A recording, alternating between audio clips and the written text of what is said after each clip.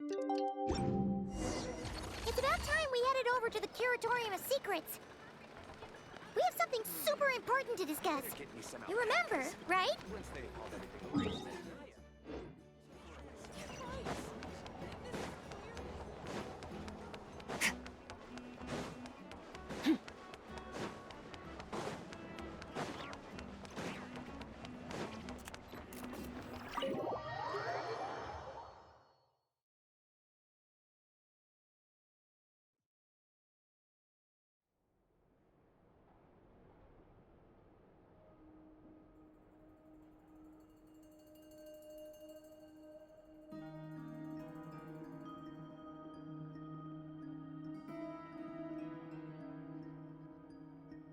Looks like the gang's all here! Yep, all ready. How about you two? Green and good to go? Paimon's ready! Great, let's get rolling then. Great. Well, first things first. Wait. Someone's here. We heard your footsteps. Although... You've been here for a while now. I take it you followed the Traveler, but I don't sense any ill intent in you. Come on.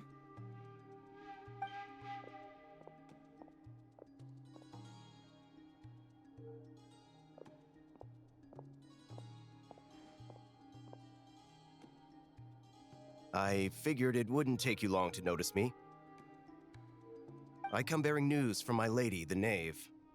Dottore went through the motions of returning to Snezhnaya, but it was obviously a facade. However, he has not returned to the Kuvaki Experimental Design Bureau, nor has he made an appearance in Nasha Town. Well, in that case, he'll be in his lab way up north. I always wondered why he applied for his own private pad. He was planning this all along. Tell them that Sandrone and I will go on ahead. If they still intend to pursue this matter, they should meet us at the research center in the northern tip of Nodcry. Nice of Columbina's two best friends to think of us. We appreciate the heads up. Our sincere thanks to the Fatui for your aid. Lady Damselette may have left our organization, but at least some of her colleagues remain genuinely concerned for her well-being. Not to mention that the Doctor's increasingly cryptic conduct gives us great cause for alarm. We have crossed swords many times before, but it's not personal. We're just on different sides. We don't lack humanity. And so, as fellow friends of Lady Damselette, it's only right that you should be in the know about this. Arlecchino's situational awareness has saved us a lot of trouble. I'll leave the map here with you. If you do decide to head to the research center, please proceed with caution. And remember, at least while you're in Nodcry, Lady Arlecchino's subordinates are your comrades if you want them to be. This is very accommodating of you. We can't thank you enough. Just doing my duty. I shall take my leave now. If you need us, you'll find us at the Experimental Design Bureau.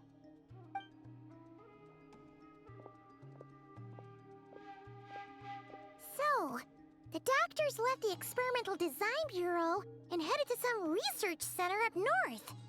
Marionette seems to think he's been planning this for a long time. But when did it start? Before he even arrived in Nodcry?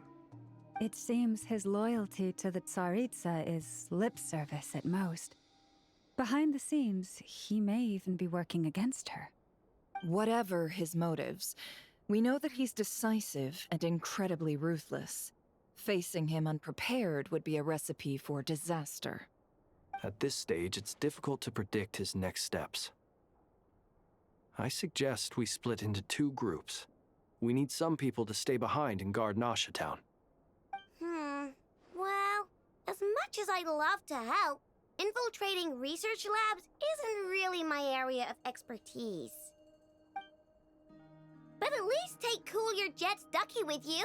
It should be some help during the battle. And as for Miss Inefa, I suppose you will stay to protect Miss Aino? Detecting operational logic. Protect Aino. Priority. High. Just in case, Servarka, I think it would be best if you stayed behind as well. you can leave the research center to us. I mean, I would have said the Knight of Berea should probably be out on the front line, but okay, fine. Leave Nasha Town to me. Be careful out there, okay? If things get out of hand, fall back right away. Yehoda will be on hand to assist you. In my absence, she can handle any intel gathering work. You got it, boss. You guys make sure to get back here in one piece, all right? We will. Things are moving fast. We'd better head off soon if we hope to keep pace. So, it's infiltrate a secret research facility, or... Yeah, all right. Paimon will help out here instead. Sounds like it's gonna be a pretty intense fight. We all have to bring our A game here. So, anything you need to wrap up before we leave?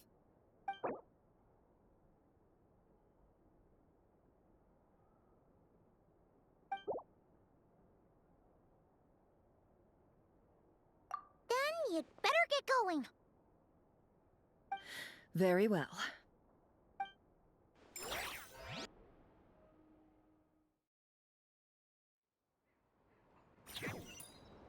All these broken machines on the ground. Someone got here before us. Could it be Arlecchino and Sandrone?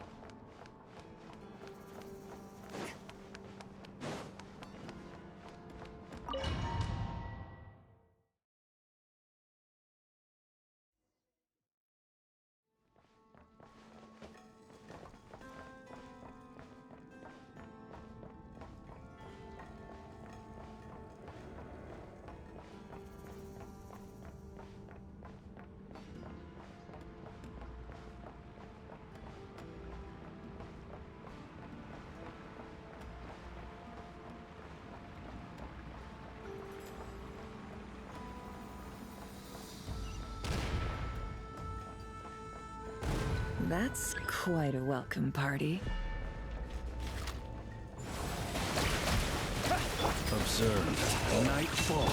You poor last lap.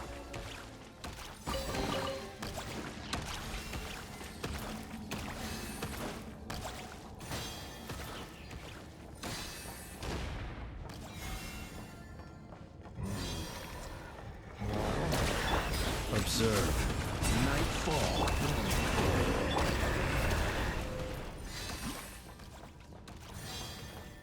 Get back! I said get back! Do you hear me? Why isn't it working? No! Don't come any closer! Don't!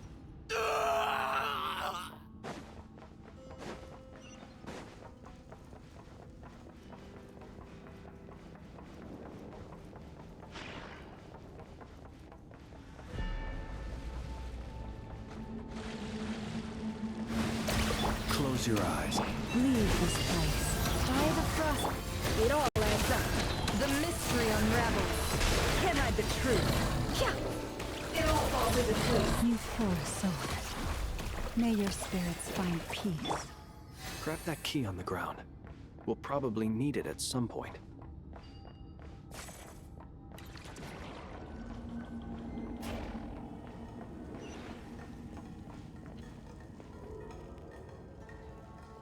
Watch out. Ugh, there's no way through. Let's go around.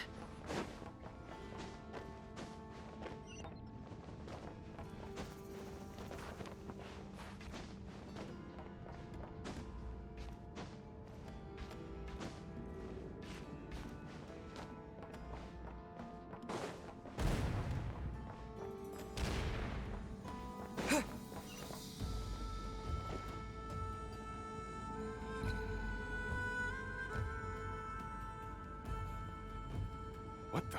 Trespassers? Here? What's wrong with you people? We're looking for the doctor, and we understand he might be here.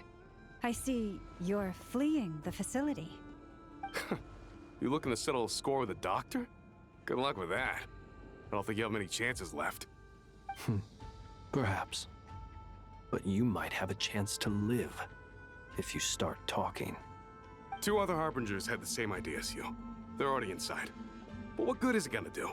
The doctor wouldn't do something like this unprepared. Seems to me that you're not too thrilled about being his subordinate. Also, is it just me, or do I sense monsters nearby? If you'd prefer their company to ours, that can easily be arranged. We need to know what the doctor is up to. Please, if you know anything at all, tell me. This is about more than us versus the doctor. His actions could have consequences for all of Nodcry, and perhaps even your homeland, Snezhnaya.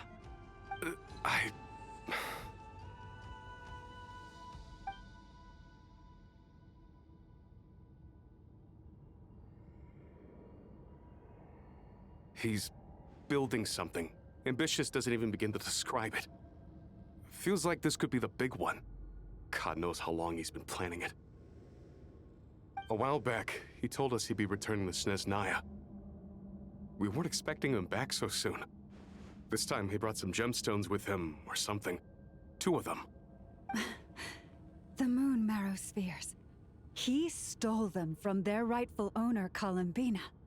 Oh, Lady Damselat? Last I heard, she left the Fatui. Before she went, she told us she'd finished what Her Majesty asked of her, and wished to focus on some personal matters. I remember thinking that leaving us might not be the best choice. I mean, I always looked up to the captain the most, and... Back when this all started, the higher-ups dispatched 3 units to Nodcry to execute their plan. They were led by the Doctor, Marionette, and the Damselet, respectively. I was a part of the Damselet's unit to begin with. She never really interacted with us much. In fact, she seemed sort of detached from everything. Not because she was distracted, just felt like she was indifferent to the world around her. Like she had no stake in anything that happened. She always seemed like she was staring off into the distance. Almost as if she didn't see anything worth living for in the present, so she had to look further afield. That's right. She always used to stare up at the sky. The Doctor used to stand nearby and watch her. Apparently they got along well at first, but somewhere along the way, she grew wary of him. Started avoiding him as much as possible. After she left, everyone in our unit merged with the Doctor's. He's similarly indifferent to the world, except when it comes to the moons. He seems to have big plans for them. Right now, obtaining the 3 moons is his #1 priority. He even said, if he can only get his hands on 2 of them, he'll create a 3rd one himself. How would he create an artificial moon marrow? Maybe the knowledge he gained from the Hyperborean phantoms has something to do with it. Thank you for cooperating. We appreciate the level of detail. I get the sense that you'd serve under Columbina again if you had the chance. Would that be fair? No, she's no longer a Harbinger. As a member of the Fatui, my loyalty will always belong to the Tsaritsa. I'm only telling you all this because I don't completely trust the Doctor. His actions do not align with the goals that first brought us to Nodcry. I understand. We'll do everything within our power to stop him. The Knaves unit is based at the Kuvaki Experimental Design Bureau. Maybe you can seek refuge with them. Well, now we know what's going on here. Artificial moon marrow. He's likely well on the way to completing it. Dottore's technological capabilities are far more advanced than I thought. I fear this could get ugly. Everyone, prepare yourselves.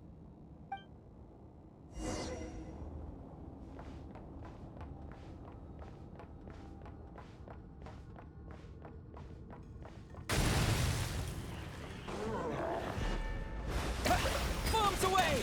Beware the creatures of the night. Be silent.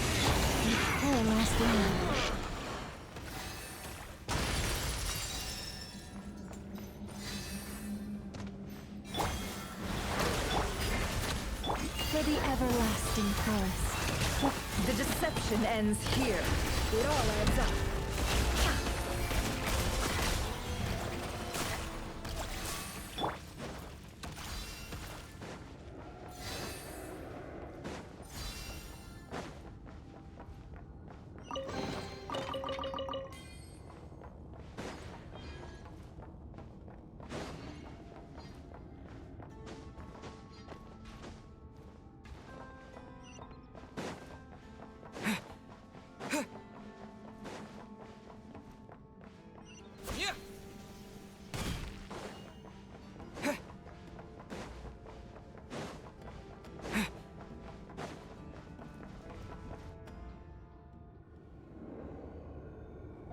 Welcome, one and all.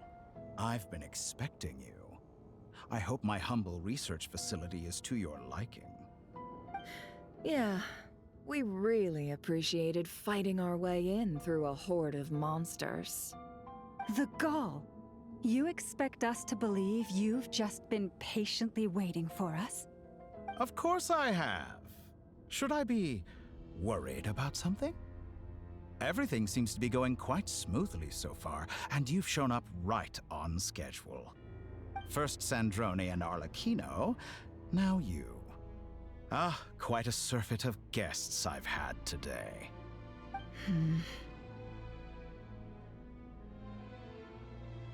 If you were looking for them, I should probably mention that Arlecchino disappeared as soon as she entered the facility.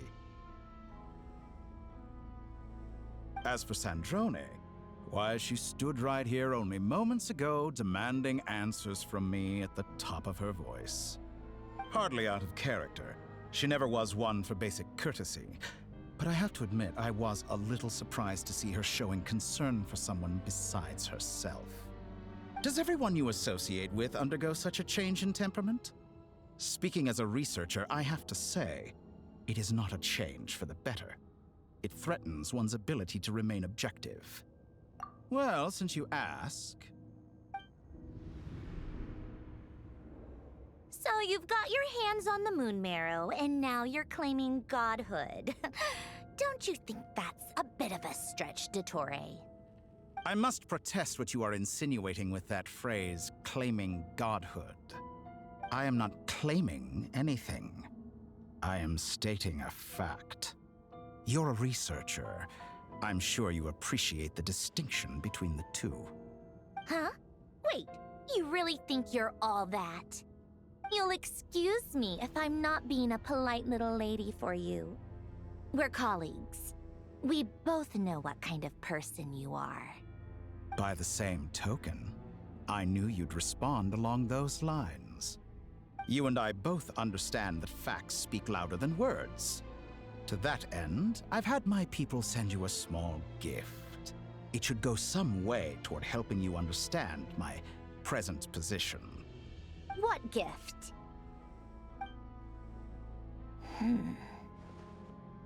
Where have all your troops gone?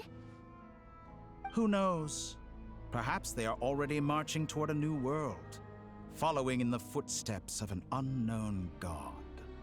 As vulgar and arrogant as you may be, dear Sandrone, I have no intention of taking out my displeasure on your subordinates. They will enjoy equal rights to my own. You sent your people to the Experimental Design Bureau? That's the Tsaritsa's property. Yes, and I am very mindful of Her Majesty's instructions. But you know full well that they do not conflict with my present goals. In which case, all I'm doing is conducting another one of my experiments. Is there a problem with that? Now then, you have a judgment call to make. Am I simply lying to stall you? Or is it possible that every word I am saying is the truth? In which case, your subordinates really are in danger. So now you've turned on fellow Fatui soldiers. You're completely insane. I have set a new rule for myself. Each person gets one chance. Naturally, that includes you, Sandrone. If you wish to leave, I won't stop you. We are colleagues, after all. Scumbag!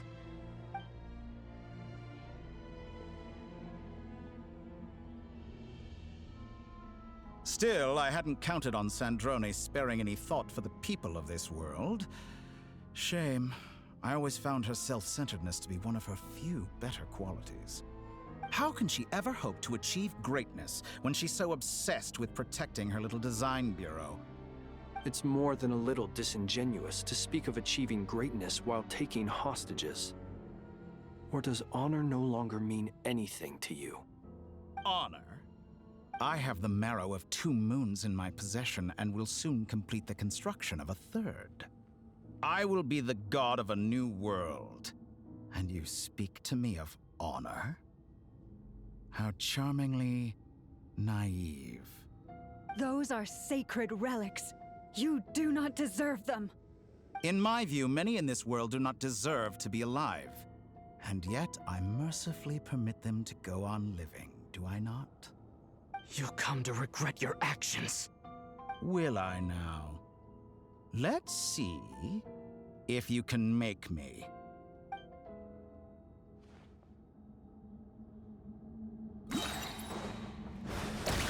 Wipe out! Close your eyes. The night Get lost! Leave this place with one heart. Seek within. No more lies. Let's see what you're made of. It all adds Is that up. the best you can do? Be silent. Forest, no more lies. The mystery unravels. Is this all it takes to tire?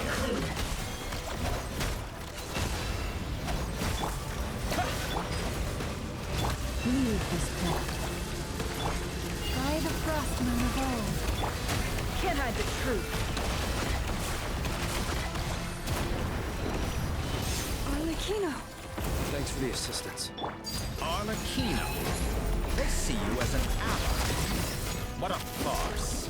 You're clearly here to destroy my research. I'd say your research is more valuable than your life. Am I wrong? Is that the best you can do? Can't hide the truth. It all adds up.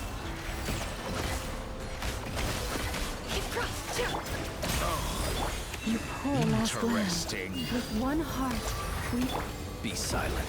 Observe. Night falls. can't hide the truth. Get lost! The deception ends here. It all adds up. You won't feel a It all thing. falls into place. Transfixed. How's this? This is where you fall. Be silent. Beware the creatures of the night. No more lies. Can't hide the truth. The mystery The unravels. real experiment begins now. It all adds Your up. actions betray your fear of me. Get lost! Wipe out! Forest, How's by the this? frostman of old. No more lies. The deception ends here.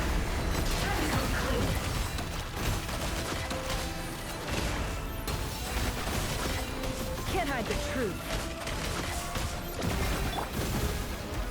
Dottore is too powerful with the artificial moon layer on his arsenal. Fighting him is futile. Quickly!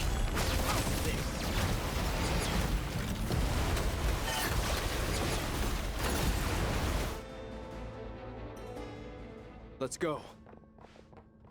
I've always thought it is wiser to flee than surrender.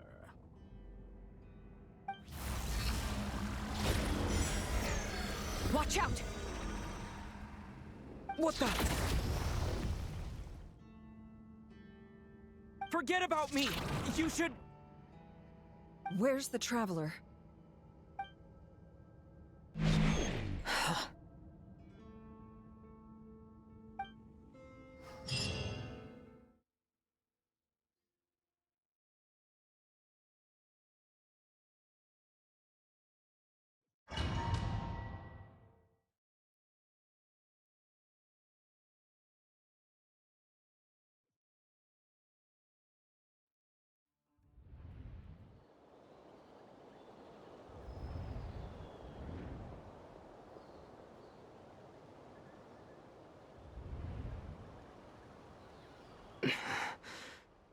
What just happened? Nasha Town? How did I get here? Strange. I remember being trapped by Dottore during the battle. And now all of a sudden, I'm here. Something weird is going on. I guess I'll start by exploring the area. Traveler? What brings you here at this hour? Huh? What are you in the mood for today? A hot dog? Or something else? We've got some special discounts at the moment. Want to see the menu? Sorry, I'm not hungry right now. Ah. Well, feel free to take a seat for now. Let me know if you change your mind. Everyone seems to be acting normal. Am I just overthinking? Oh, darling, look who it is. One of our regular customers. Get the traveler something to eat, would you, dear? Wait, why is he talking like that? Well, I'd love to, but can't serve a customer unless they order something. Anyway, I take it your business is wrapped up? Yes, thankfully. It was a long trip, and it's left me feeling pretty exhausted. But the upshot is, I won't have to leave again for a good while. We can have some quality time to ourselves. Wait, these two are a couple? I see some kids around too. I didn't know they had a family. Hey there! I haven't seen you in ages! What's keeping you so busy? I've been looking forward to playing with you again. You forgot already? You're silly. Daddy brought you over to our house recently. We had some snacks together. What is she talking about? We've had a lot of customers over the last few days, so we've been real busy. And like my mom always says, some people are more than just customers. They're friends. Oh, another customer's arrived. I better go see what they want. This is all wrong. I never once heard the owner of this restaurant talk about their family. It certainly isn't a family-run business. And that child? I don't recognize her at all. Could this be a false memory? Very good. I knew you had it in you. Aren't you going to try the house special? When did he show up? No. None of this is real. You don't seem to like it here.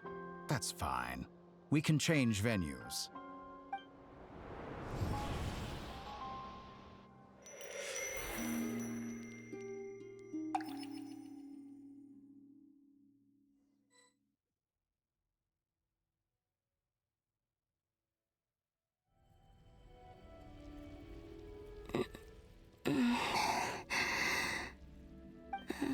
I'm still alive. Where is this place? It took all my strength to open the moon gate, and then I leapt into it. So this is the moon's reflection? The mysterious realm beyond the gate?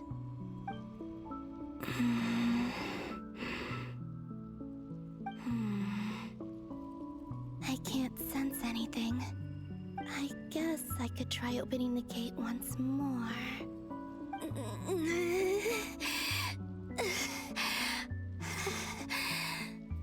No response. Maybe this space can't be opened from inside. If this was the space that killed both Revier and his lover, then why am I unscathed? Or... no, I'm not unscathed. Even the air here feels frozen in place. There is nothing here with which I can restore my power. I should conserve my strength and proceed with caution.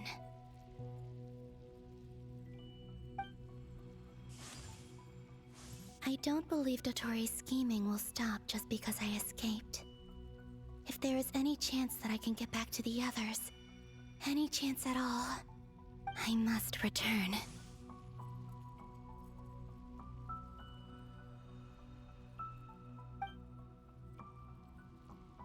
Emptiness. Silence. What is this place? Or maybe the real question is, what is it for? What's this? Looks like it responds to my power. Golden. Like Kuvaki. Is it some sort of guide? And why does it feel so familiar? I might as well follow it.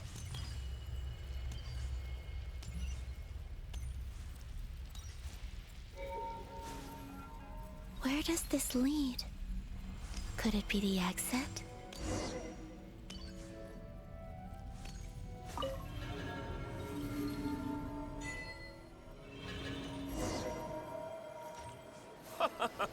Welcome home, Moon Goddess.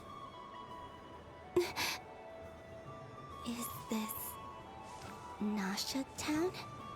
But isn't Moonbriar Night over already?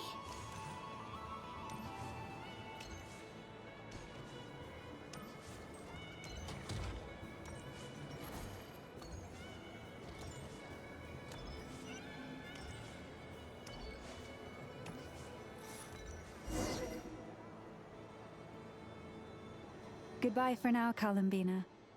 I hope you have a wonderful night. I will.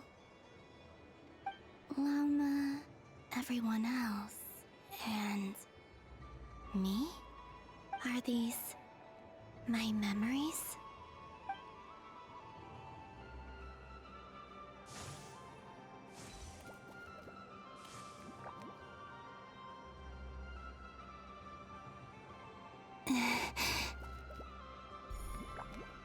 I can't touch them.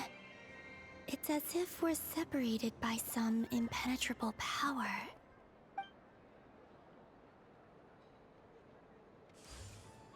Over here! Over here!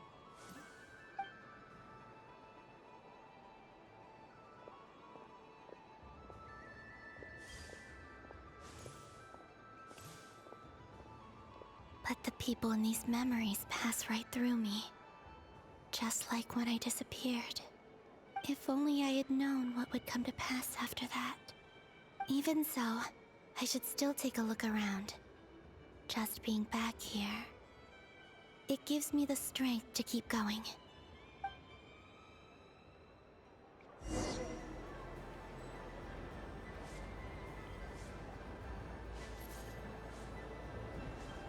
Welcome home, Moon Goddess. Oh, you're the genuine article. Alice was right. This Moon Prayer Night was worth watching after all. Oh, yes. That was the fortune-telling stall run by Barbeloth from the Hexen Circle.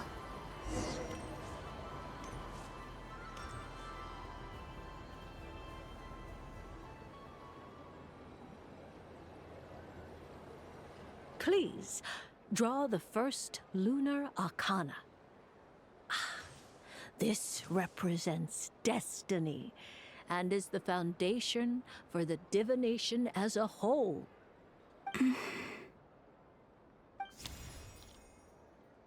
My destiny. I believe the card I drew was the moon. Now that I think about it, Barbeloth's divination was absolutely right. It's almost time to draw the last card. The one that represents the future.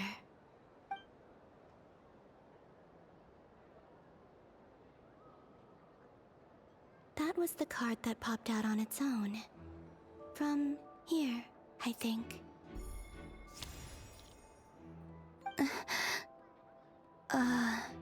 Kuvaki Pulse? What? Fascinating. I've never encountered this before in my role as a diviner. What's going on? Did that card leave the deck? Because of my influence? All I did was try to touch it, and then... Maybe this memory space is not untouchable after all. Are there weak points in the barrier? Or... is it possible that there's more to this space than my memories alone? This card is death. I need to get to the bottom of this. I'll try touching something else.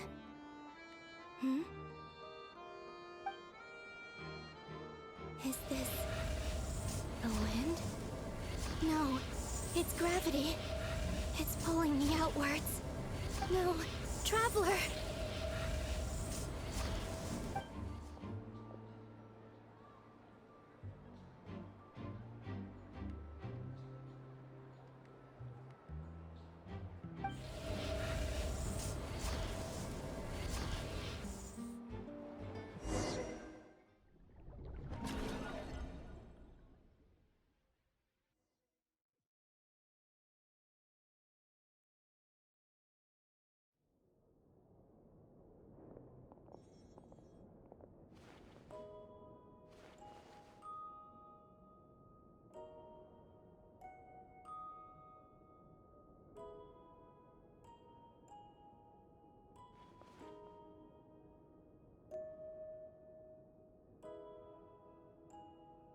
Paimon, listen to me.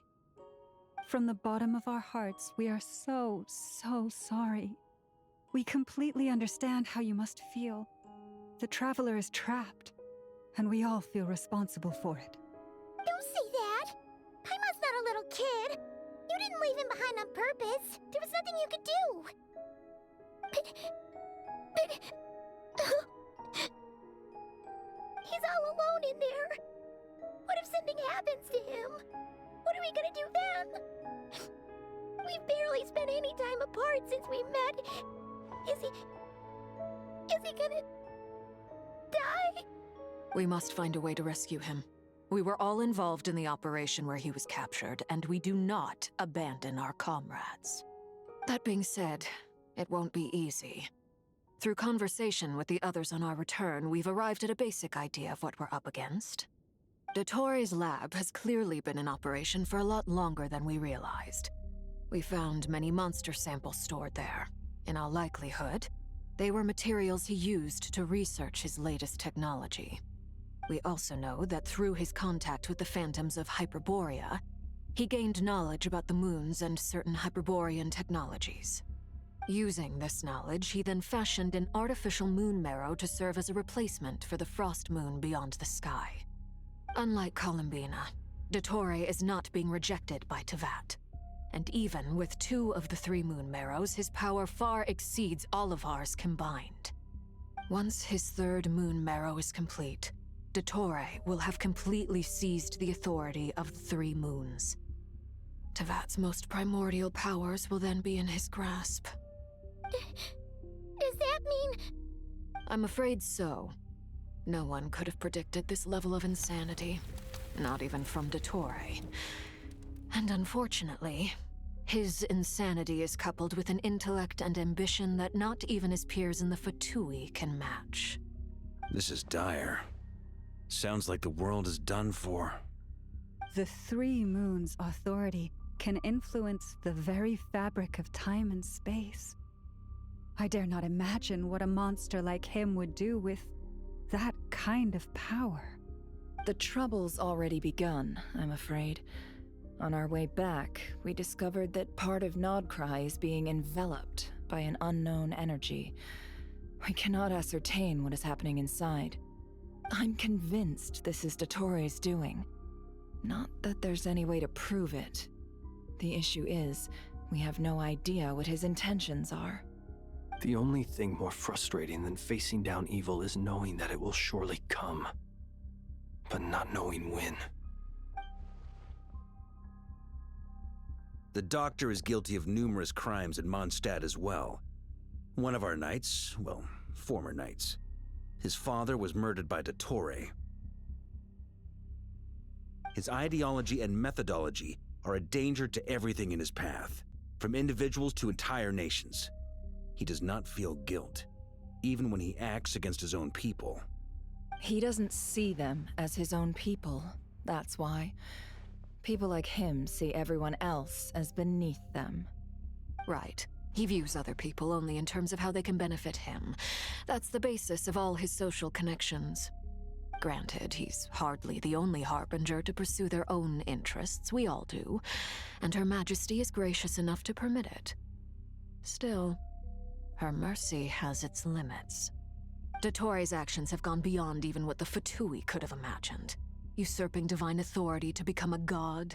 For a servant of the Tsaritsa, that goes beyond being disloyal. It's treason of the highest order. We can't expect him to heed the Tsaritsa's will once he gains the 3 moons' authority. Even we harbingers consider him the most self-interested among us. Poor Traveler. Of all the people to get caught by... We have to go save him right now! Please! We gotta find a way! Paimon, I promise you, we are with you all the way. I get how you feel. I do.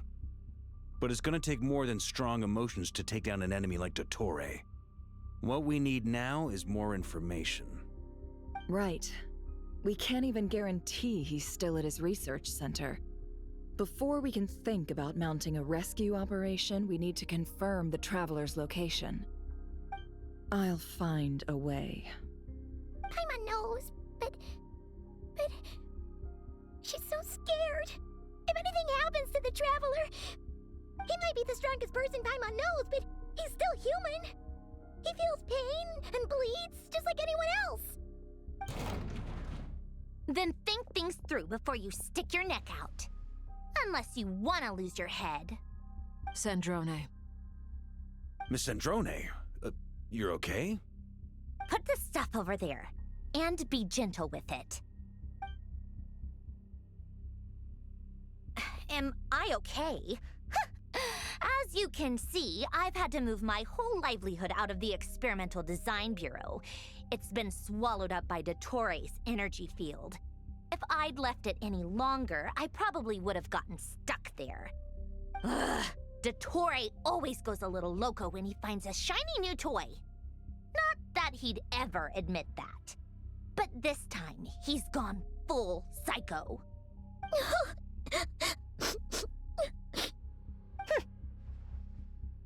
Just go ahead and cry already. Sorry. Paimon's not trying to make a scene. It's just... She can't. Oh, Paimon.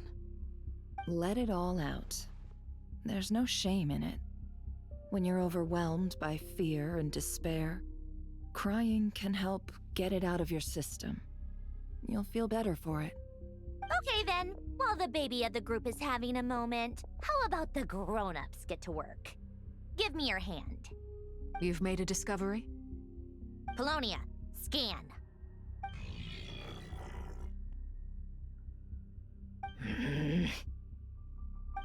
You, hand, now. Oh, I thought you'd never ask, my lady.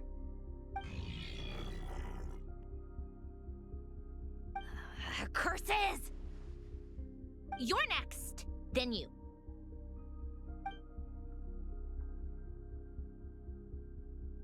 Dottore, you son of a... He's done something to us! Everyone who entered his research center has been implanted with some sort of curse. I don't feel anything unusual at the moment. Does that mean it hasn't activated yet? Is there a way to figure out its purpose and what might trigger it? My best guess is Dottore created it using the Moon Goddess's powers. 1 second, analyzing. Ugh! That friggin' maniac! So, what twisted game is he playing this time? The moment I analyzed the energy composition, some encrypted text appeared in my mind's eye. And when I deciphered it according to the Fatui standard encryption protocol, I got the following message. Feel free to run, or you will perish in nod cry. He's mocking us. Yup, he loves to toy with people. Only in this case, there might be more to it. But I didn't detect any murderous intent or malice either in the message or the curse's energy. As if this is him at his least malicious. Or perhaps all people are cowards in his eyes. Maybe he thinks the threat alone will be effective. What a despicable person. And he has the Traveler in his grasp. If I may, as unhinged as Dottore may be, he has always exercised great patience with the objects of his interest. I remember a comment he made when we first arrived in Nodcry. He said, "This world is, on the whole, an exceedingly dull place. But at least there are a few intriguing features, such as the gods, or the Traveler. Presumably, they interest him because they're unknown quantities. He wants to understand as much as he can about them." Agreed. The Traveler is Tevat's fourth descender. All Harbingers are aware of this. Since Dottore took such pains to capture the Traveler, he is unlikely to kill him right away. Okay, but we still have to do that rescue operation. Of course. I also think we need to read between the lines with Dottore's message. If he's encouraging us to run, that means we mustn't leave Nodcry under any circumstances. My guess is, his curse will only trigger if we leave.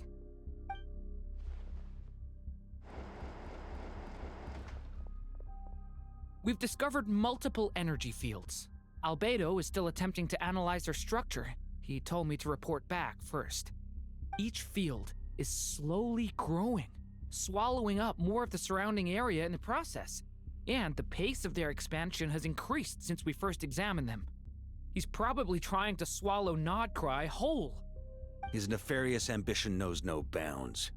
If this continues, the whole of Teyvat will be in trouble, not just Nodcry. The loss of Columbina could not have come at a worse time. Do we think she's truly gone for good? She entered the space beyond the Moon Gate, knowing what became of Rerir and Thelindis. I'm sorry, but I fear the odds aren't good. Don't be ridiculous. If I know her, she's busy finding a way back as we speak just so she can annoy me. She isn't dead. Whatever has become of her, the fact remains that we are two comrades short on the eve of a decisive battle. We need to find out the Traveler's location, but there is also other work to be done. Agreed. Whatever Dottore is planning, we have to get the local populace somewhere safe. So, as well as a rescue mission, we have to organize a mass evacuation at the same time. It would be best if someone could approach leaders of neighboring nations and negotiate emergency asylum for Nodcry's inhabitants. Can anyone handle that? Snezhnaya is one option. I'll see what I can do. This would be so much easier if the Traveler was here. No! Stop thinking like that, Paimon. Paimon will join you. She's pretty well connected thanks to the Traveler. Maybe it'll come in handy. Either way, that's what the Traveler would do if he was here.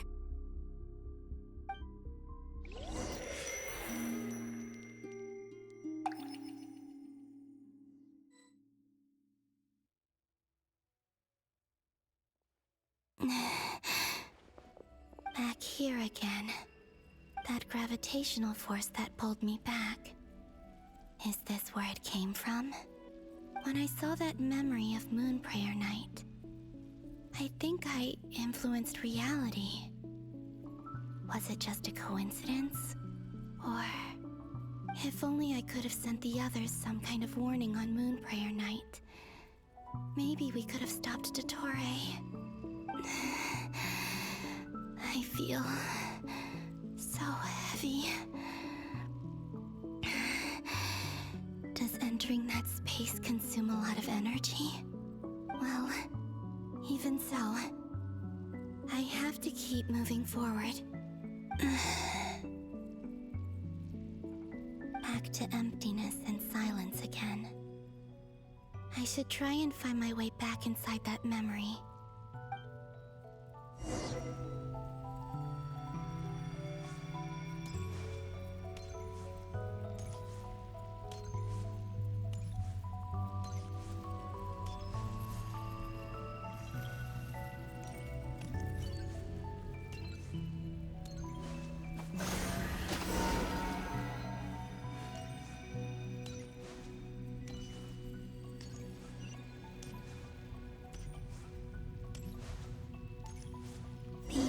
From last time isn't showing up. Looks like I need to gather these scattered fragments.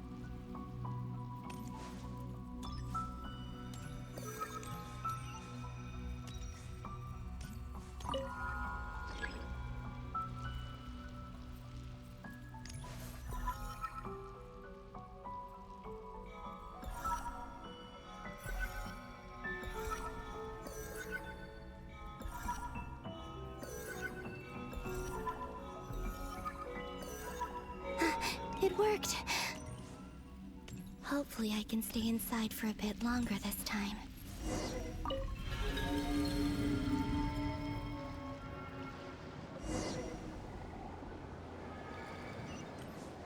Ad Astra Abyssosque. Welcome to the Adventurers Guild. What? This doesn't look like Moonprayer Night. Extra, extra! Latest issue of the Nasha Express! I don't think I've ever been here. Maybe this space isn't comprised of my memories after all. There aren't any festive decorations around. Is this Nasha Town after Moon Prayer Night ended? Did Dottoro's plan not affect the town? Or is no one aware of what happened because he used the Three Moons' authority? Let me see if I can influence anyone else. So, what do we do next? Wait, that voice. Paimon? The most important thing right now is to find that mage. Lauma the Traveler and Mr. Varga are here too. I'd better go pay the Fatui a visit. Traveler!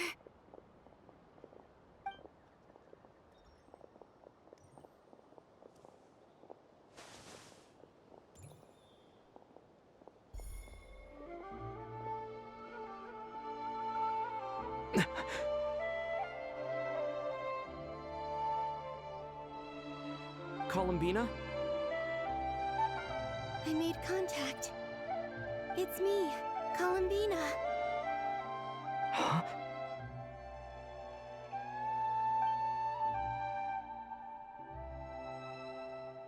Traveler? Let's go! This is no time to be spacing out!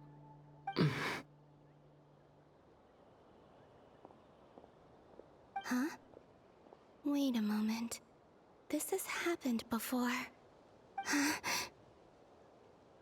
This is what happened when I disappeared. I stood right over there, thinking that no one would ever find me again. It was only when he called my name that I decided to follow them. But did he turn around because he sensed my touch just now? Is it really possible that from in here, I can change the past? If I keep following them, maybe... Huh? It's that gravity again.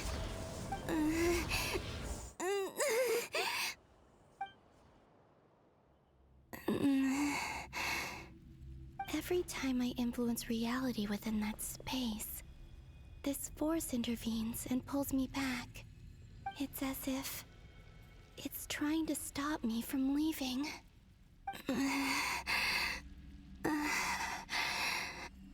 I'm getting weaker and weaker. I'll just have to try another approach next time. Come on, Columbina. Keep going. You have to tell everyone what happened.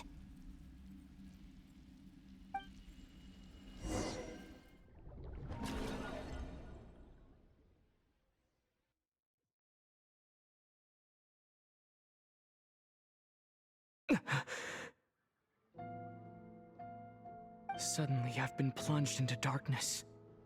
Alone. It feels strange. As if something has grabbed hold of me. Is Toray now powerful enough to interfere with space itself? Look at you, standing so still in total silence. I almost didn't recognize you. Hello there, traveler. He seems to be in a good mood. Wait, what's that behind him? Ah, so you noticed.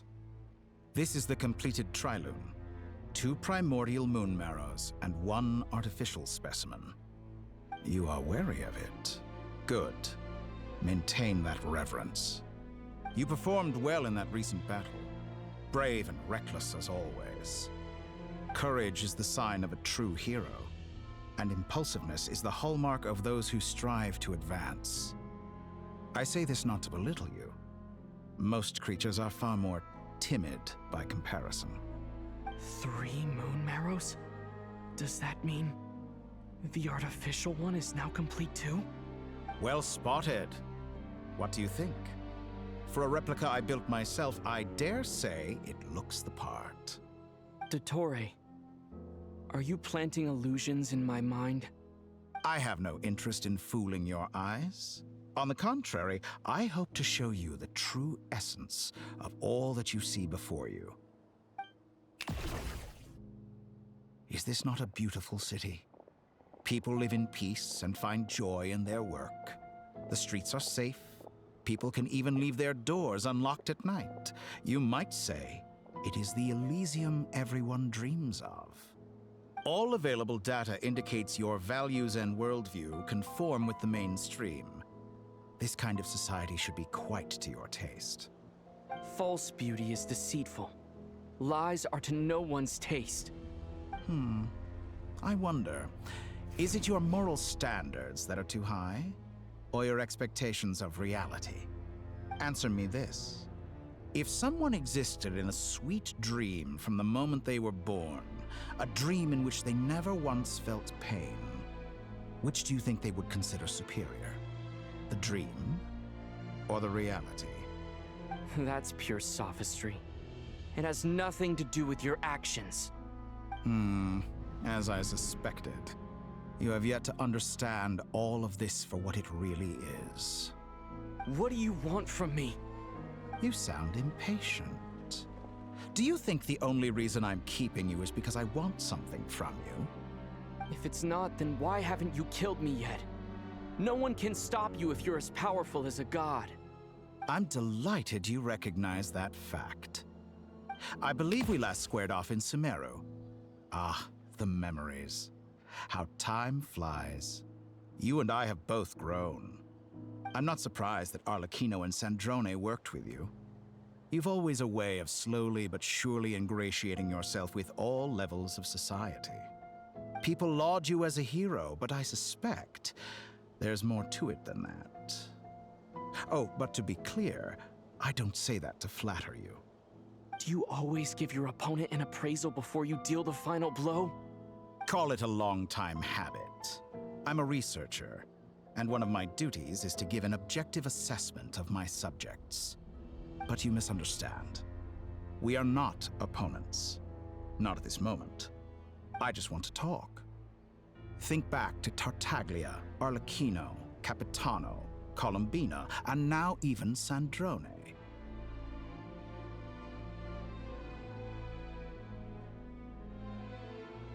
You've worked with each of them in the past. I believe you can work with me as well. What makes you so sure? Well, why not? Should the good associate only with the good and the bad befriend only the bad? I like to think we could have a more mature relationship than that. Surely you don't think all your relationships are grounded in friendship or shared ideals? People come together because it benefits them to do so. If you think of the people you admire, you must surely admit that they have provided some benefit to you. Morality, ambition, dreams. People have plenty of words to embellish the nature of their relationships. But once you break free from those ethical frameworks, you will see that the only thing connecting the two of you is mutual benefit. And that is what I'd like to talk to you about. We're finally getting into it. He's probably been planning to kidnap me for a long time now. But for what exactly? He has the authority of all three moons. I won't be able to gain the upper hand in a fight. Best if I pretend that I'm willing to negotiate for now. You say you're a god, but you also speak of mutual benefit. What could a god want that the three moons cannot provide? Excellent question. But before I answer, I would ask you the same thing. Gaining Columbina's allegiance was a rare and extraordinary feat. But the Moon Marrows are now in my hands, and I have the edge over her. For this artificial moon is not being rejected by Tevat. Her identity and lineage may have been a thing of glory in the old world, but they were also shackles that prevented her from ever integrating into Tevat. I, on the other hand, you may view me as a thief, but I have overcome that limitation. So what is it that the Three Moons cannot grant you? What stops you from negotiating with me to get what you want? I don't make deals with lying psychopaths. That's quite an accusation. Are you expecting me to get angry with you? Well, this is one aspect in which my personal growth has served me well. In the past, my less mature self might have been disappointed, perhaps even angry. over a small setback like this. Like when you and Lesser Lord Kusanali joined forces to oppose me, for example. But things are different now. Just as the rich do not quibble with the poor, I no longer find myself perturbed by these trivial affairs. Human relationships end with conflicts of emotions and interests. But relations between humans and gods are different. And ours is even more unique. I have ascended to the highest heights and laid claim to unprecedented horizons. And you were no ordinary person to begin with. Allow me to show you the world, Descender.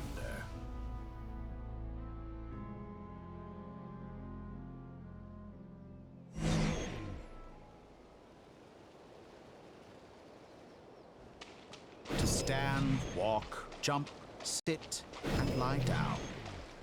These are the most common of behaviors.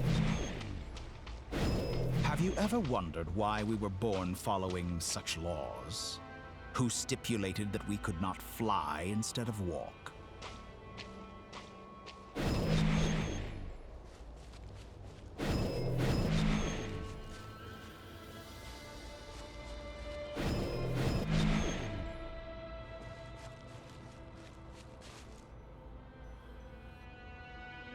Someone of your talent and experience must surely know of the 4 great rulers who serve the heavenly principles.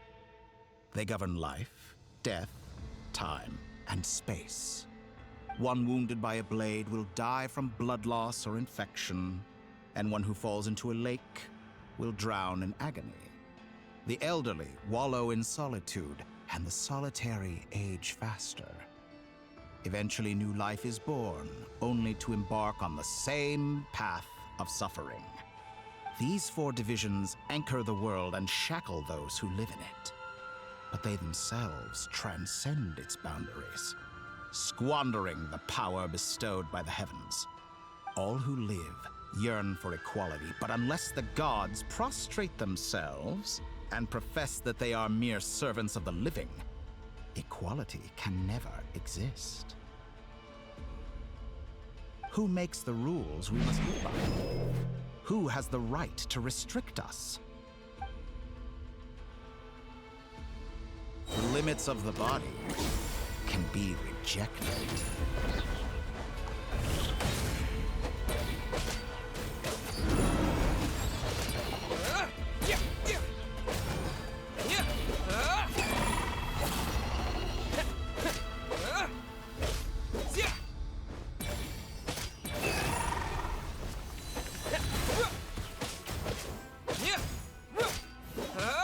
How does it feel to be among those with absolute power?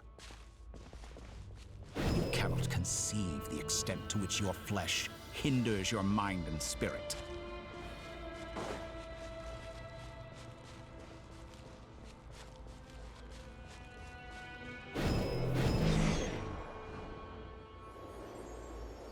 Only by discarding our useless, primitive eyes can we perceive a new world. How narrow-minded we all were in the past. Why should the final answer of the world not be the power that predates those of life, death, time, and space? The power of the Trilune. Through it, I have glimpsed new experimental possibilities. Nature suppressed, authority exiled, souls controlled.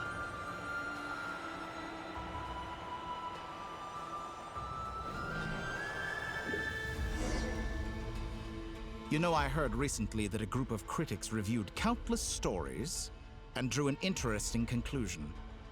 They found that it is more often than not the villains who strive tirelessly to push the boundaries of progress. In fact, long before this, someone voiced a similar idea in an academia editorial. I felt a great affinity with this perspective. I have never been afraid to step up and play the role of the villain. Fanatics are trampled down for their transgressions, and those who transcend are rebuked for their audacity. And so, the majority of creatures are too timid to follow my lead. But all sacrifices made during my experiments have been worthwhile, as you can now see. I can offer you something new, something unique, precisely because I am a villain. Think about it. We are eternally bound through mutual interest. Can you truly say you would never turn to malice if it could give you the life you dream of? After all, what value do perfection and purity really have? They are fragile and feeble things, utterly tedious. I say, better to be governed by a flawed humanity than a gnosis. The true seeker of knowledge is the villain who undergoes countless tribulations in pursuit of their goal. I'm sure many people have told you that you're different. Because I'm a descender? Exactly. Very clever. But what does that got to do with you? I do not conceal my wicked deeds, my selfish desires, or my greed. A true researcher must act as I do if they are to understand and speak of the truth. And yet, a knowledge seeker like myself will inevitably grow tired of studying Tevat beyond a point. You have traveled to all corners of the world and met many people. Along the way, there have been moments when you were misunderstood or even became a wanted criminal. And all the while, you have spent your days doing some of the most mundane jobs in the world. You fight and toil, claim minuscule rewards from my friend Pantalone, then you fight some more, winning some battles and losing others as your search goes on. And this cycle continues, with no end in sight. Surely you must sometimes grow weary of being stuck in this same loop day after day. We're completely different. I embrace everything that life throws at me. I am engaged in every step of my journey. How does that make us different? I too embrace what life brings, researching everything that interests me. Think of all the novel things I've managed to create, like the artificial moon marrow. Don't you see? As unique a specimen as she was, even Columbina is not irreplaceable. Take that back! She's gone because of your actions! I didn't say that to anger you. Though admittedly, I don't see what there is to be angry about. Anything Columbina could do for you, I can do better. I know what your ultimate goal is. You wish to walk the path your sister walked, and seek answers from her at the end of that journey, don't you? Someone like you could never understand what it feels like to care about another person the way I care about her. Perhaps not. But that doesn't mean I can't help. I could find your sister right now, bring her before you, and make her give you the answers you seek. Don't be so presumptuous. You'll never begin to understand the situation between us. Oh, no. This is no presumption. I'm only offering what I know is possible with the power of the Trilune. But it seems like you would sooner continue with your journey through this world. Why? Do you truly desire this journey? Or is it simply a necessary process from which you cannot escape? Think of all the time and energy you have spent, everything you've had to endure just to make it this far. Is this really what you want? Or has your hand been forced by the promise of that final answer? Yes, you have made many friends. But do they ever spare a thought for the void in your heart and what it yearns for? What you want is not friends. It is family. But do they know this? I, on the other hand, am far more considerate. Join my experiment, and in return, I will bring your meaningless journey and all its struggles to an end. This is a malicious attempt to manipulate me. But at the same time, he's stating some very human truths. Of course he's right about my predicament. How can I deny it? I have faced ungrateful strangers, never-ending troubles, an endless quest for answers. I want to see her. After everything I've been through, words can't describe how much I miss her. How much I want to be reunited with her, wherever you are right now. Do you miss me too?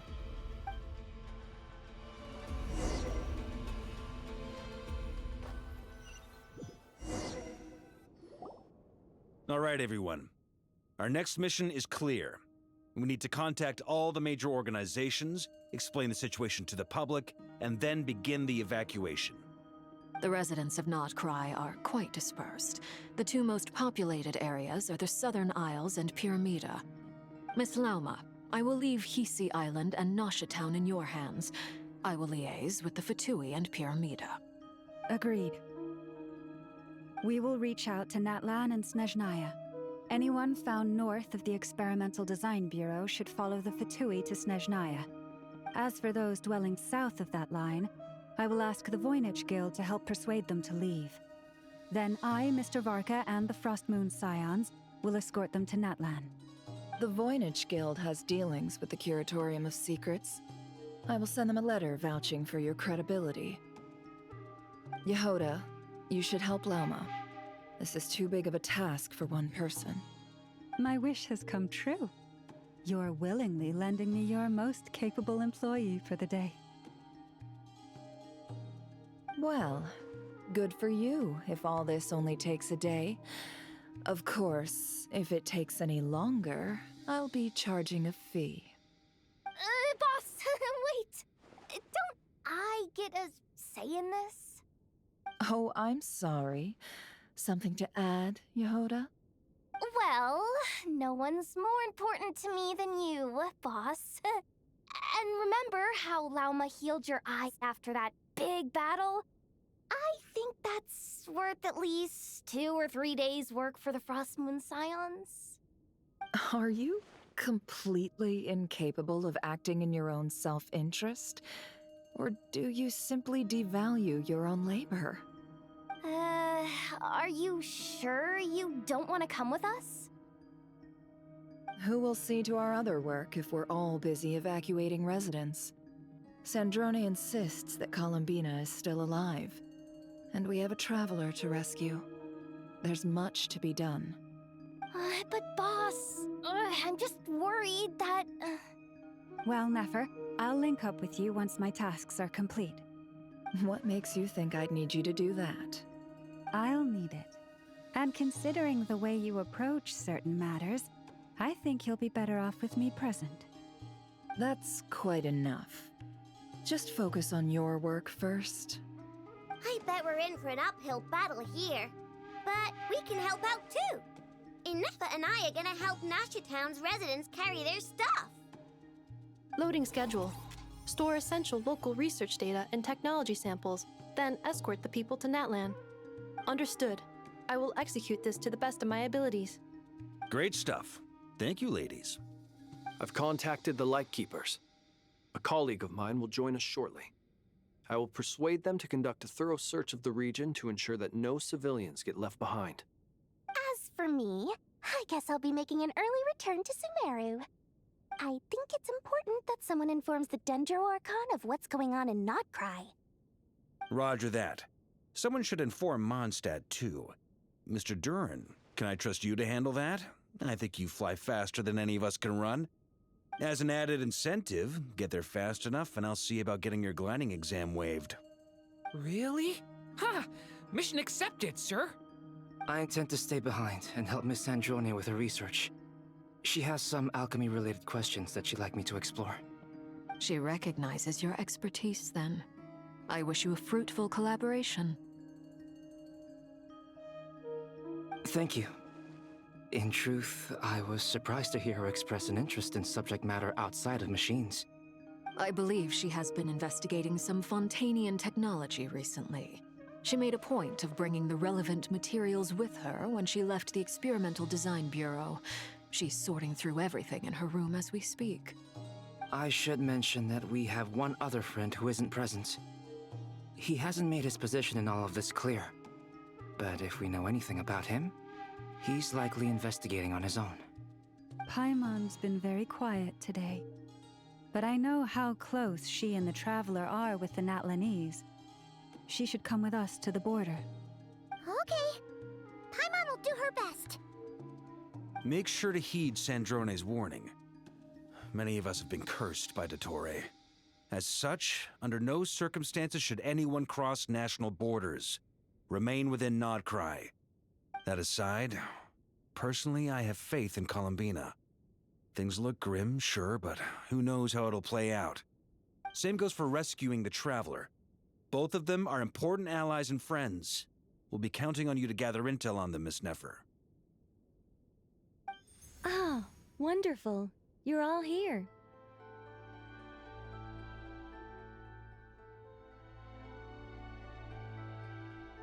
That voice again!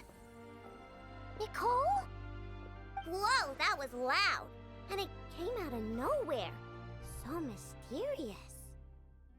Sorry, this is the only way I can speak to you all right now. Please accept my apology. Anyway, time is short. I'll cut to the chase. We're still facing quite a catastrophe here at the world's borders. Alice has roped in every Hexenzirkel member she can get a hold of. Except for me. She told me I had to come and help you all out as a matter of urgency. I quote, "You love talking, don't you? Well, now it's finally your time to shine. Take these. Make sure the whole party gets one each. You'll be in charge of making sure everyone stays connected." Huh? Is this a Dodo communication device? Scanning. Unknown device. Analyzing. Unknown device. Conclusion. Cute. Affirmative. It is cute and good. I believe that I quite like it. This is no ordinary Dodo communication device. It's my very own special modified version, specifically... Ah, sorry. I almost went off on another tangent there. Anyway, help yourselves. It will allow us to communicate over long distances within Nodcry. No more worrying about shuttling messages back and forth. What astounding technology. Am I right in assuming that it relies on your personal abilities to function, Miss Nicole? Yes, exactly. Right on cue, Albedo. Ah, I'd love to brag to you all about how it all works. But no, next time. Anyway, I'll be right with you all, serving as a communication hub. That's all from me. Head off as soon as you're ready. I'll be staying here to keep watch, and I'll be sending you my blessings.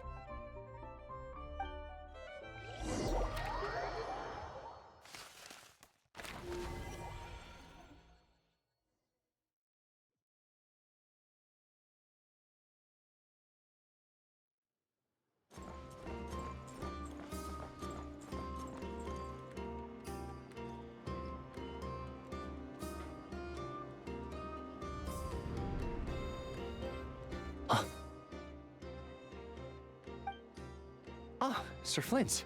Perfect timing. I just arrived myself. You are most considerate, Master Ilua. But in fact, I know you have been sitting here for quite some time. If you saw me, why didn't you say something? I was curious to see how long you could sit still for. Also, shouldn't you have managed to sense me approaching? That would be a first. You always seem to appear out of thin air without making a peep. Also, how many times do I have to tell you not to address me as master? I don't qualify. I beg to differ. Why should a young man so well versed in social graces as yourself not be worthy of that title? Please, Lord Flint's... Sir Flint's. I'm begging you, don't flatter me into complacency like you do with everyone else. You understand me better than most. My newest acquaintances tell me I love complimenting others. What do you think? I think they don't understand why you do it.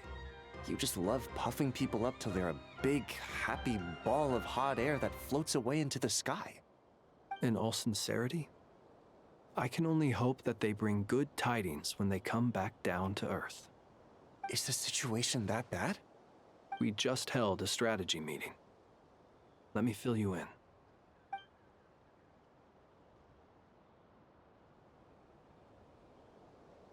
In short, we need everyone gone from Pyramida. We also need a team of Lightkeepers to scour the more remote regions of Nodcry for civilians to evacuate. I only hope we have enough personnel. We do. Old Man Nikita will definitely help, and we can recall anyone out on patrol to focus on this instead. Good. I'm sure you and the others will make short work of this. Now, don't forget, once you've completed this task, make sure you and the rest of the team evacuate to either Snezhnaya or Natlan as well. Flint? If you've got something to say, Master Ilua, why not guess what I'm thinking right now? You mentioned that you have something else to deal with later. How difficult is it going to be? I doubt it will be easy.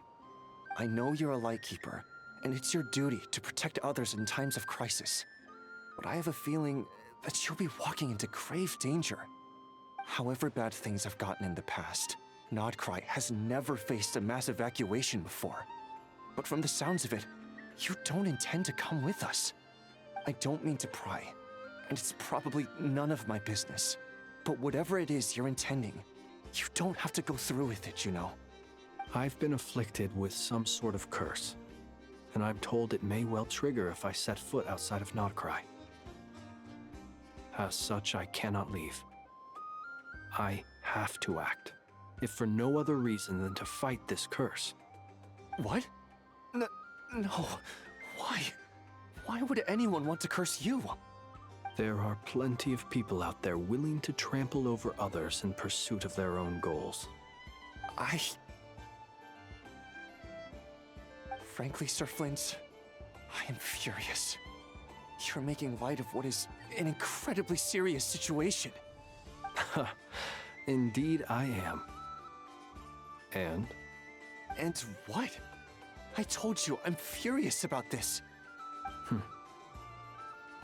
Nothing I can do about it, I'm afraid. Things happen, and we just have to deal with them. If you find yourself feeling angry, perhaps start by drinking a big glass of water. Hey, you mean you're completely unmoved by my anger? I'm devastated. Then allow me to express my sincerest regret. Come by the lighthouse sometime. We'll catch ourselves a few fish, have a little barbecue, play some cards, and bask in the sun.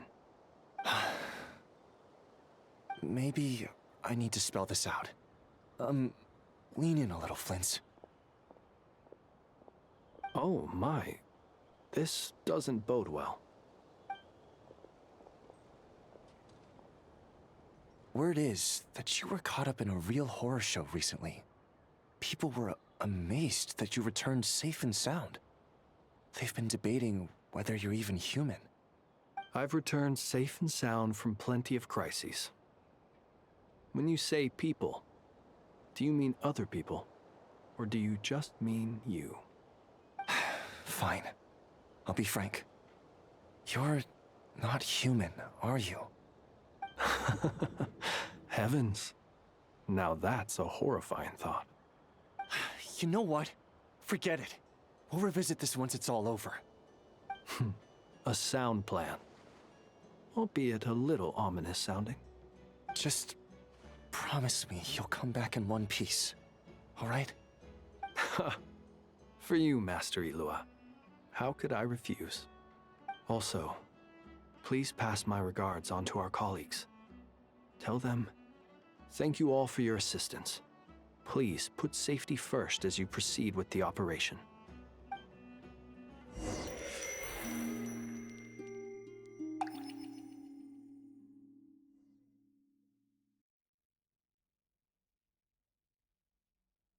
I have to keep searching for a path toward reality.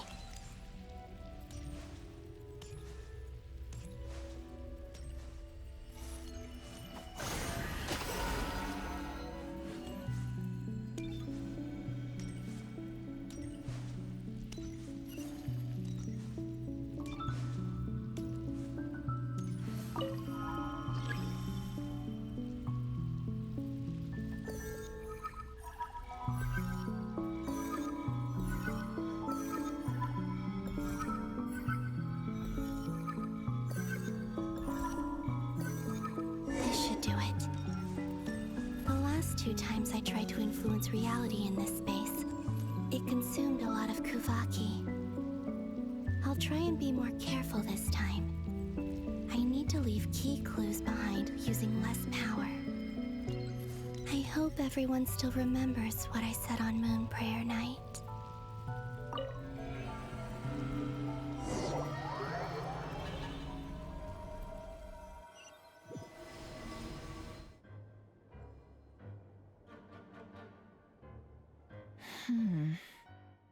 Nothing here either.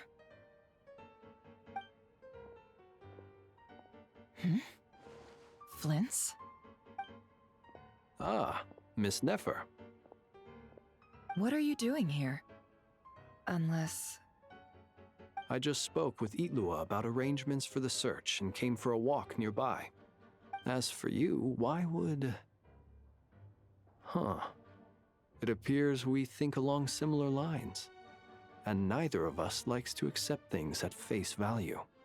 As well as figuring out how to gather intel on the Traveler, I wanted to confirm some of my own suspicions. Also, we'll need to bring a lot of force to bear against Ettore, even if we're only looking to rescue the Traveler.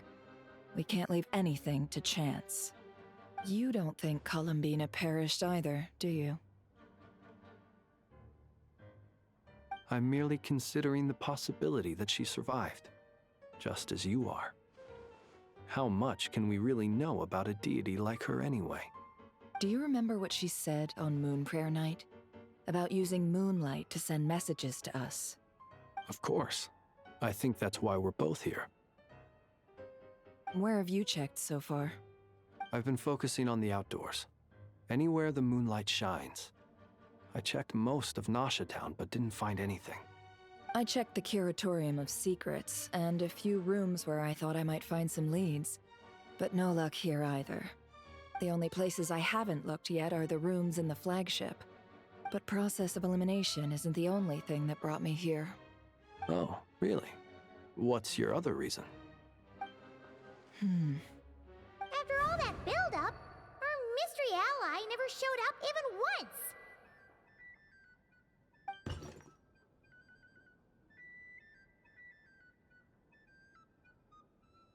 Huh?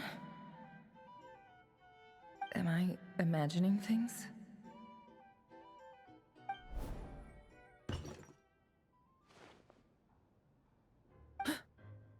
Come on, let's see what's going on.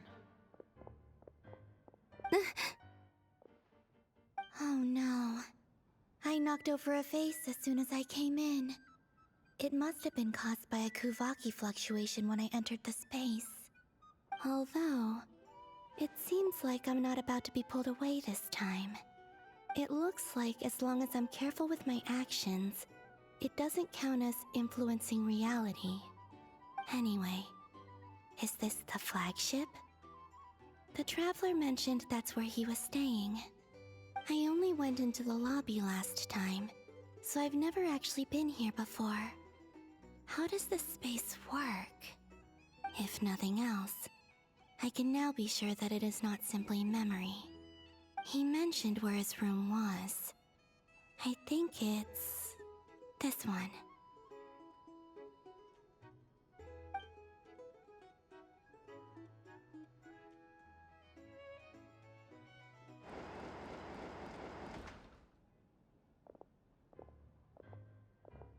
The door is closed.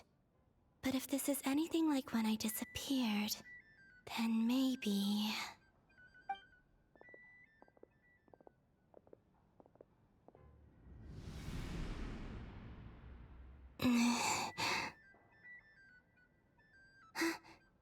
I'm in. He and Paimon aren't here at the moment. I hope he's okay.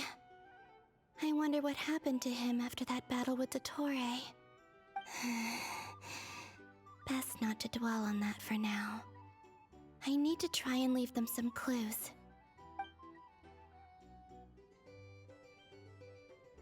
Please, Traveler.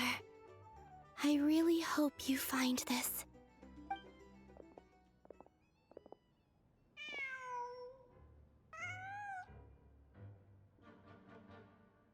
Huh. Just a cat. Nothing else here strikes me as noteworthy. Didn't you stay here for a couple of nights once? Before Rerir showed himself, yes. It's also where the Traveler and I first met. Did you notice anything unusual during your stay? I remember thinking how much noisier the flagship is at night compared to the graveyard. Other than that, no. The Traveler and Paimon were most congenial neighbors. This is where they've been staying, yes? Over here? That's right. I wouldn't usually condone breaking and entering, but we can make it up to them later. Focus now. I have to write a message on the wall using Kuvaki, just like I said on Moon Prayer Night. Simply open your windows on nights when the moon shines bright, and the moonlight will naturally flow towards the words I have written. Here goes. I'll need to carefully control my strength.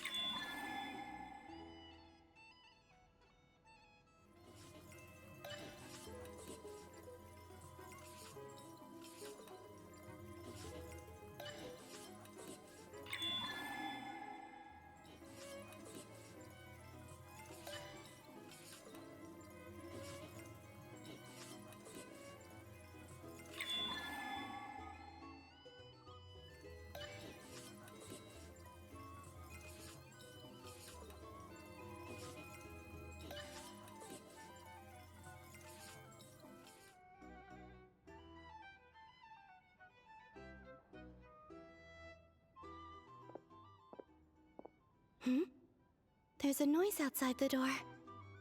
Is he back?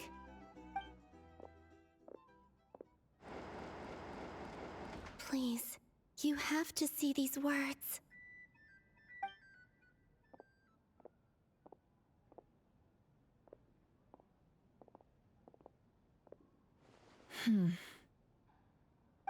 Well, do you sense anything? Unfortunately, no. And this place was our last chance. Not necessarily. We've only looked in Nasha Town so far. Miss Columbina said she would leave messages at her friends' dwellings. It's still worth checking where Miss Lauma lives and where I live. Let's try and make some time to look into those then. Wait. What are you waiting for? Paimon might have overeaten slightly. What's that look for? This is a victory feast. It's normal to eat a little more than usual. The Traveler and Paimon. It's really you. But why are they talking about a victory feast? Huh. You worried Paimon sick while you were out there fighting Rerir. So this is your chance to make it up to her, alright? Wait. So this is the night after the battle against Rerir. How did I end up here? That's quite a long time ago now. Wait. Time. That's it. Every time I've entered reality within this space, it's been at an earlier point in time. Every one of those points has been before I fell into the moon's reflection. And everything I've done to affect reality really did happen in the past. Does this mean that within the moon's reflection, time flows backwards? Starting from the moment I fell in? Not long till Moon Prayer Night now. It's gonna be even livelier than tonight. Although, it's gonna be sad saying goodbye to the damselette. She seems like a really nice person. Paimon. No, I can't. Even if I make contact, they probably won't understand what's going on. And in any case, I'll likely get pulled away again if I do. Instead, I have to find a way to get them to notice what I've written using the moonlight. Wait, even I hadn't thought of doing that before Moon Prayer Night. They'd never conceive of that possibility. Is there truly no other way? Don't lose heart. We'll find a way somehow. Huh? Oh, you say that, but the Frost Moon is beyond the fall sky. If we wanted to go visit her, how would we make it through to the other side? We might not have all the answers now, but I'm sure we'll find a way one day. Huh. Guess someone's gotta be the optimist. The present. The future. That's right. There are still things I can do. What's your plan? Flint's, when you were staying next door, did you ever open the window? No. The rooms here are dark and damp, and there's such a buildup of dust on the windows that the moonlight can't even get in. I didn't think it was worth the trouble. The moonlight? I think I see where you're going. One moment. I'll see if the owner is available. Don't bother. Time is of the essence.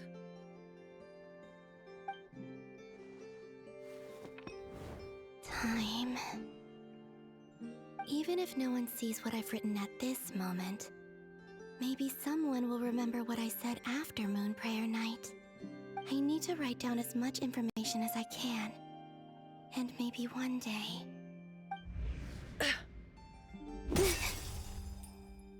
Huh? What's up with you? You can't even hold your cup steady. Are you getting tired? A little. Well, you should probably hit the hay then. You've had a really tough couple of days for you.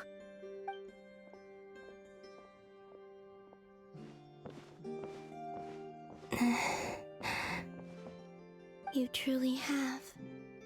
You helped defeat Rerir, helped me reclaim my name, and you helped the others organize Moon Prayer Night.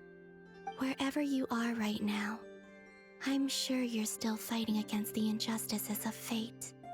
This is all I can leave for them. How I wish I could stay here. But it's time for me to go. I hope to see you again in the next time. And if the opportunity presents itself. I will surely return to your side. Huh. Columbina. She's alive. Not only that, but she's left us an entire wall's worth of clues. She even wrote down what would happen on Moon Prayer Night. It's just a shame we found it too late. I am here. Time in this place flows backwards. I am constantly moving forward. It sounds like she's found a way to influence the past using Kuvaki. But her future is our past. So, these words have been here ever since we defeated the Ray Hero Solnari. We just never discovered them. Which came first, the chicken or the egg? Do you ever mull over questions like that? Only when I'm in a good mood, and at leisure. Well, I never do. Everything that has happened already belongs to the realm of fact. As a business person, and especially an intel broker, what I do is extrapolate from those facts to try and read the future. An admirable philosophy. It's a means of survival. Let's go. We have a wall's worth of clues to share with the others.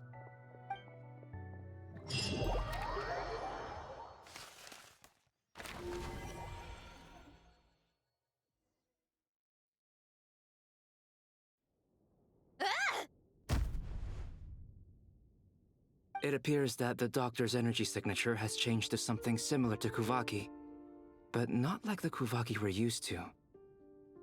Nodcry's Kuvaki devices will only have a limited effect on it. I can see why you've chosen to place your hopes in alchemy instead. Also, I must say these books are rather profound. My subordinates just shipped them in from Fontaine. Some of them are from the Narcissenkreuz Ordo. Some are incident reports from Petrichor, and then there's a few test reports for these junk machines. Additionally, after some further scanning, I've discovered something extremely annoying. What's that? Teyvat's skies contain multiple moons. A long time ago, when I did my first scan, I detected 3, just as the legends say. But when I checked again just now, I detected 4 moons. So there's one extra? Yeah. Originally, I thought that if I could still find 3 moons, that would at least mean Columbina's still alive. But then it occurred to me that apart from the frost moon, Teyvat's moons are just husks. And husks surely shouldn't show up in the scan, since they're not alive. It's weird, isn't it? If we can't even distinguish between a dead and a living moon, how are we supposed to know whether a moon goddess is still alive? Or does this mean that the moon marrows are equivalent to the moons themselves? It's certainly possible. In which case, the 4th moon you detected may be Dottores' artificial creation. So he wasn't bluffing. He really built his own moon marrow. Ugh!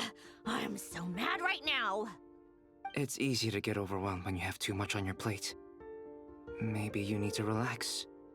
Perhaps try going for a walk. Or simply take a few deep breaths. Nothing can calm me down at a time like this. I need more time, and I need progress.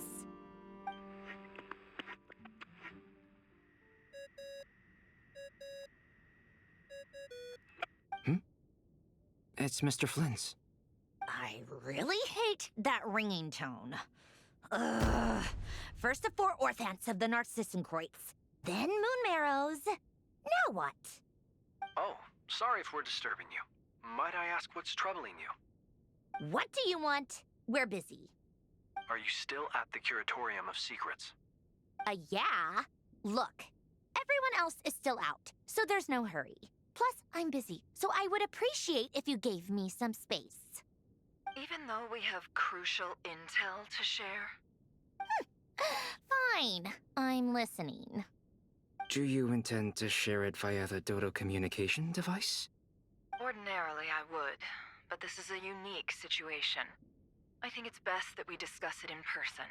See you at the Curatorium.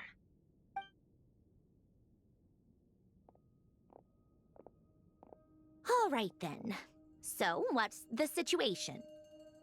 The rest of the team is still out working on their missions and evacuations, but we've decided to fill you in on the most crucial information first. Sandrone, you were right. Columbina is most likely still alive.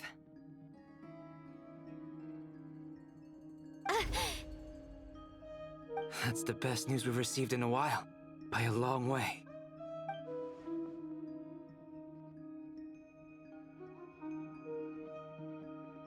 Random locations. Appearing in reverse order? Are you serious? So not dying isn't enough for the moon goddess, huh? She has to show off too. Anyway, does this mean we can deduce her condition from the moon marrows? Miss Androne, there's nothing wrong with simply admitting that you're happy to hear the good news. I'm not. And she's the least of our problems. We're facing a huge crisis. If she can't control the flow of time in there, she's just gonna keep moving backwards. Different points in time won't intersect, and she'll never find a way out. Let's say life begins with a drop of water. When did time begin? The moment this planet came into being? No, that's not right. Her final destination would be the moment at which the space she is in was created.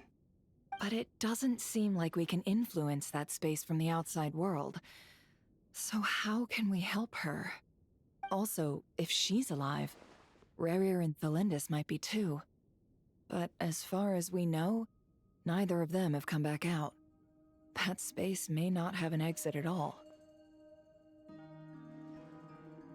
I'm afraid I must concur with Miss Nefer in this.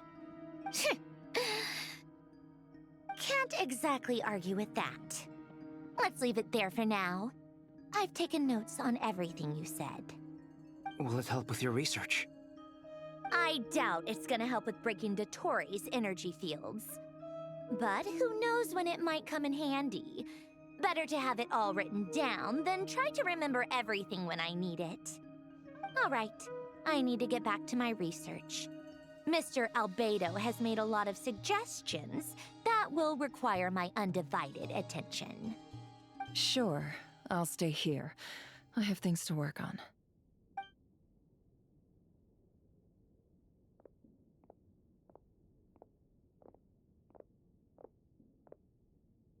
Paimon, are you there? Oh, right. She went with Varka to Natlan, didn't she? Good thing we've moved her and the Traveler's luggage in here.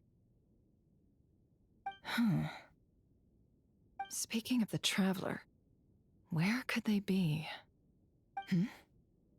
There's a note from Paimon. Paimon here. Not in at the moment, but if anyone needs to borrow her stuff or the Travelers, go ahead and help yourself. Paimon won't be mad. Also, Traveler, if you get back before Paimon, make sure to get some rest. Paimon misses you a lot, but put your health first, all right? How sweet. Well, since you offered, Paimon, don't mind if I do. This is the Traveler and Paimon's luggage. All the items they use day to day are here.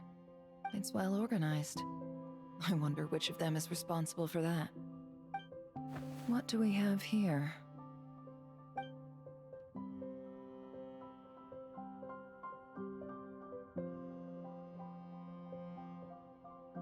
The camera captured a special moment that can only occur between people who are close to one another. You can really sense how the photographer feels about their subject. I wonder why this picture was placed outside. Is it because Paimon recently looked at it?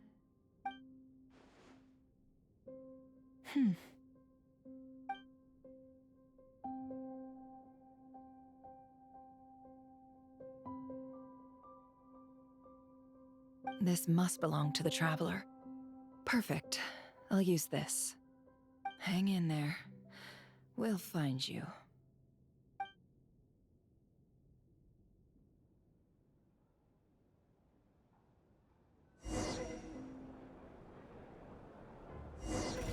Polonia.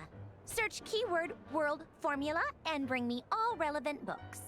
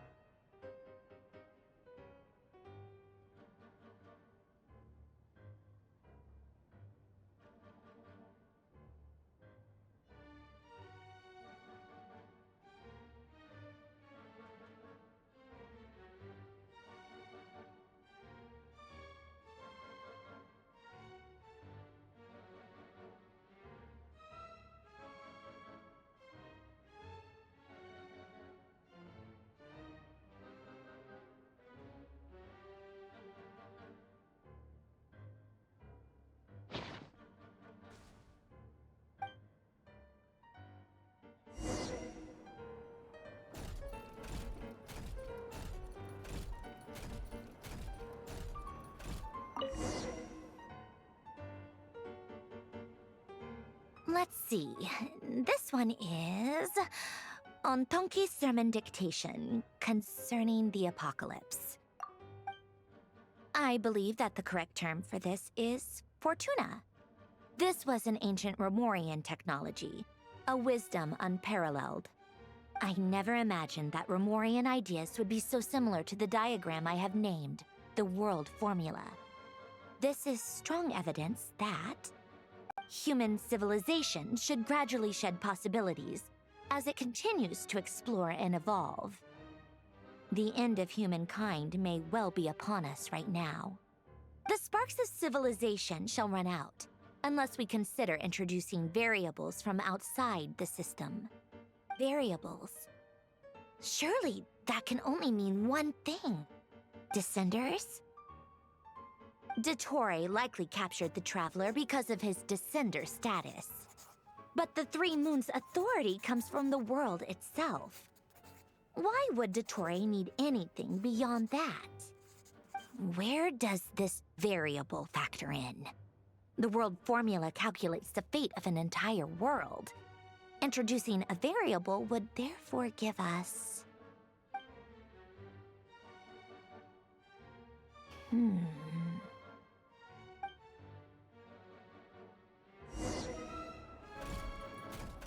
Polonia, search keyword pathway and bring me all relevant books.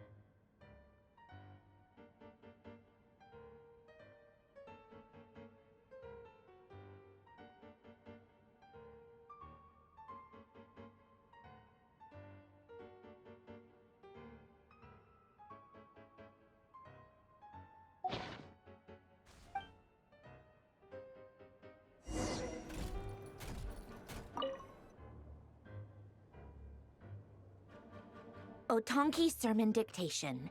Explications on the Chemical Marriage. These titles are pretty esoteric. Observe and compute the pathway displayed in the guidance diagram. Deconstructing and reversing its effects could generate potential ideas. So, it's one of Renee's draft lectures. Deconstructing the pathway. I suppose that could lead to a breakthrough.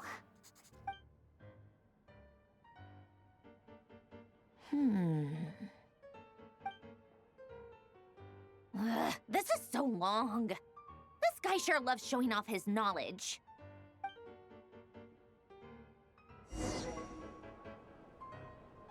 Polonia.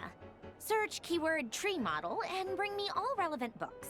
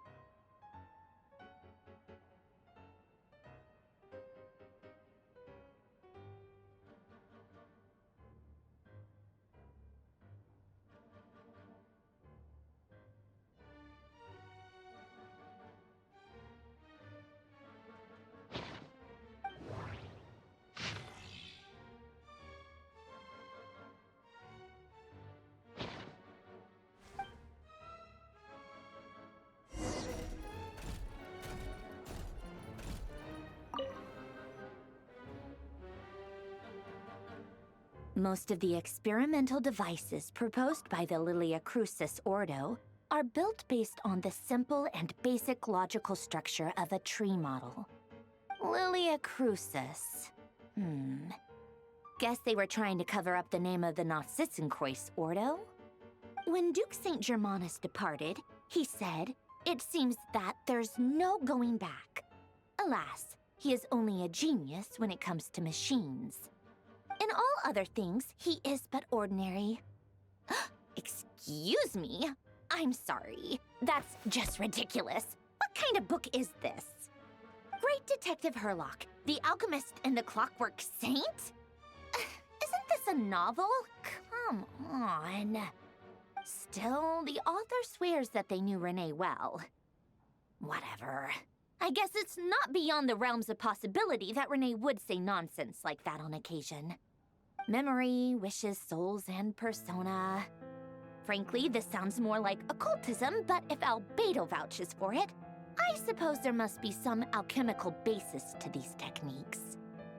The way Alain Guillotin saw it, the world was comprised of machines. The universe needed machines, and thus his technologies were created. That's why I was born. Renee, his full name was Renee de Petrichor, if I recall correctly. Sounds like he and the town must be intricately connected. That place was also the source of most of our information regarding Remurian civilization. Seems like some of his projects were based on their technology. The cutting of souls and storing them in vessels. These seemingly unrelated techniques underpinned Renee's research. Assuming that the four orthants correspond to alchemical categories. The chemical marriage model? Alain would have scoffed at that. He never would have let those theories or parameters anywhere near his mathematical formulas.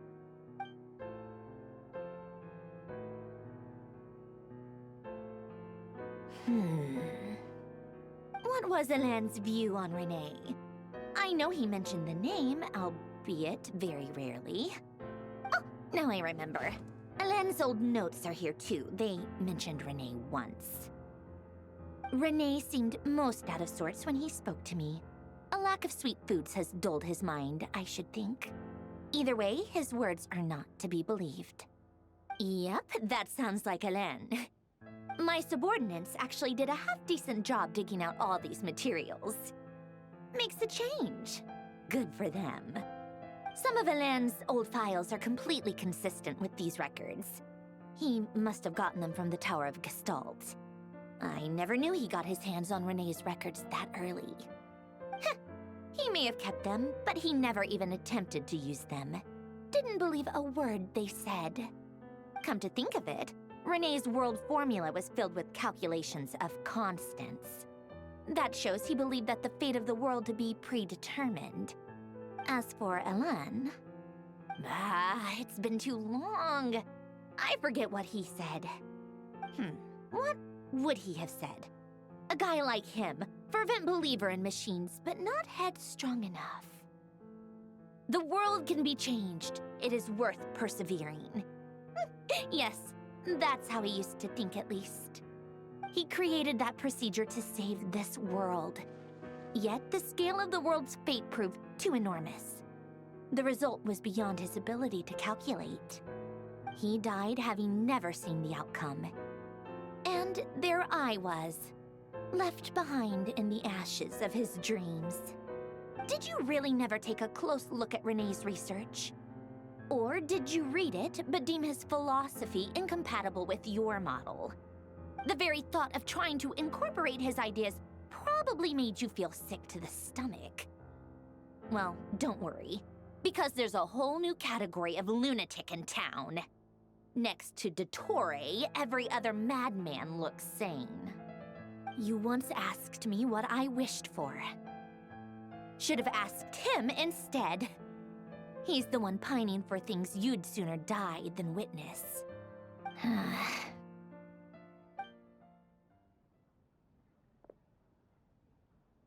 Even the tiniest variable can make big waves in the present. Now then, Allow me to put these incompatible fragments together in your stead. First, establish and verify the existence of the Great Circle. Absolute nihil on one end, absolute reality on the other. Now, search between these two extremes. Then, the construction criteria. Variables. The sparks of civilization shall run out unless we consider introducing variables from outside the system. Input variables. Traverse the world, space-time, and civilization. Then extract the essential nodes from the records to determine which variables they point to. The primordial power that differentiated itself from the void. The power of light. Yes, light. Records. Hyperborea. This is horrendously complicated. After all that, I'm still missing a few variables. I need to think this through again. How do you think it looks, Polonia? Like the frenzied scrawlings of a madwoman? Fine, keep it to yourself. It's not like you can talk anyway. I'll assume you gave it a passing grade. I jest. But true madness does often start with trying to save the world. What would Arlecchino and Columbina think if they saw this incomprehensible hen scratch? They'd probably have me institutionalized. So would Rosaline. She's been dead for a while now. When I close my eyes and think back, I can still see her face. And that enormous dress she used to wear. Such a bizarre choice. What possessed her? Oh, and the clack-clack of those heels used to drive me insane. No one's asking me, obviously, but I hope you all know that I never wanted to save the world. I'm not crazy. I don't have delusional ambitions, and that's a clinical fact. The world needs a solution, but I don't need the world's validation. It's the world begging me for answers, not the other way around.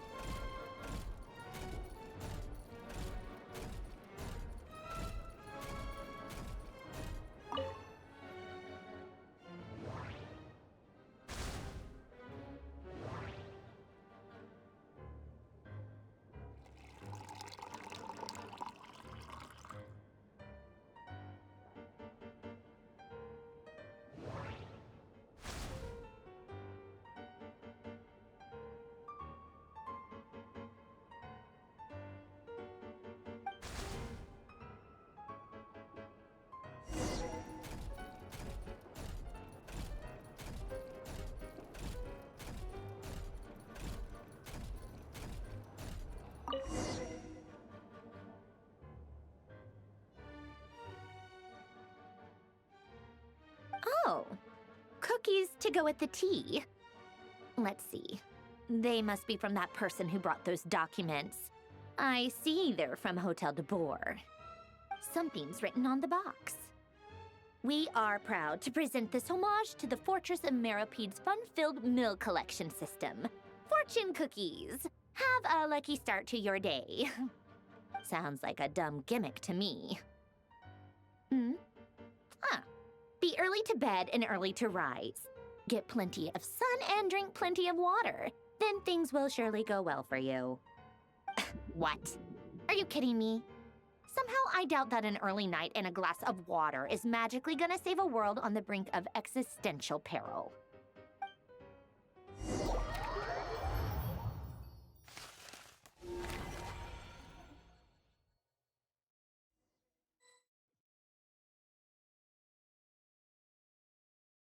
Lady Arlecchino, word has reached us that Lady Marionette's troops are all in position. They are ready to act as soon as the order is given. Excellent. The only thing is, they are fewer in number than we expected. It looks like many of them must have lost their lives at the hand of the monsters released by the Doctor. Can't be helped.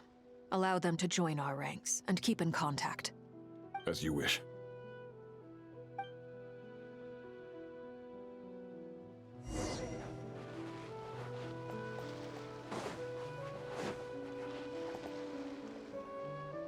It's been a while, Arlecchino. You look well.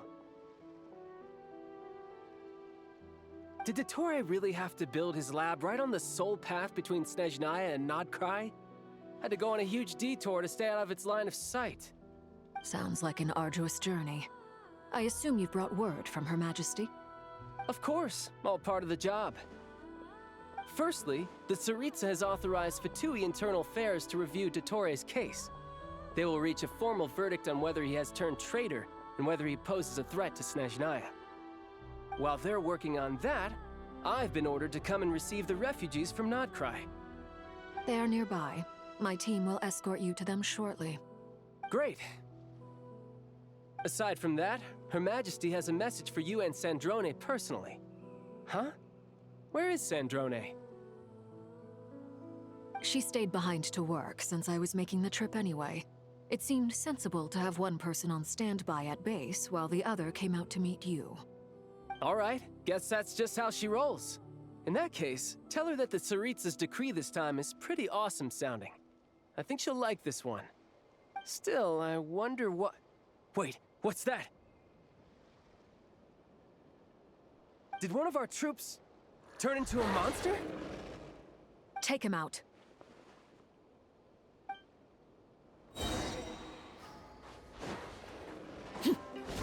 Transfixed! This is where you fall. No time to lose. Shouldn't let your guard down.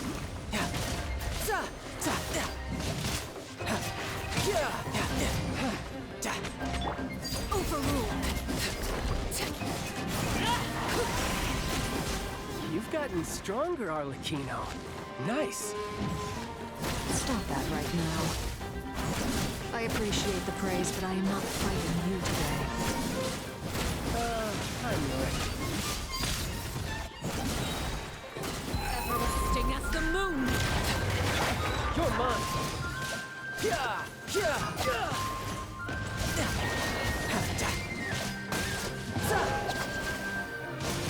Yeah! Bring it on!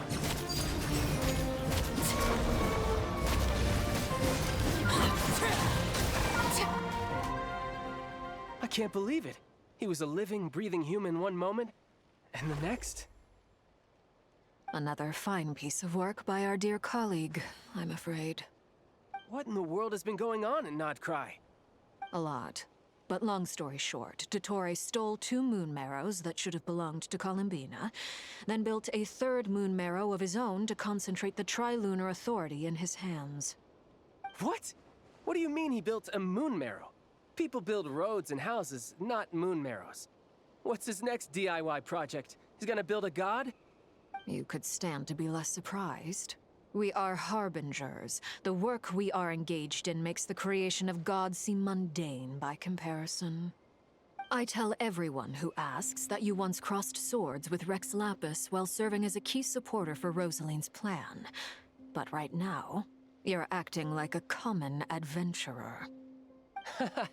Thanks for speaking up for me. Those 2 really took me for a ride back then. Then again, surely no common adventurer would manage to get tangled up with them the way I did. That's gotta count in my favor, right? It almost sounds like you wish to repeat the experience.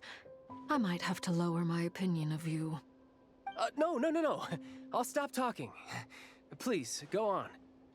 Dottore is currently still experimenting with his newfound power in ways that continue to corrode the outside world.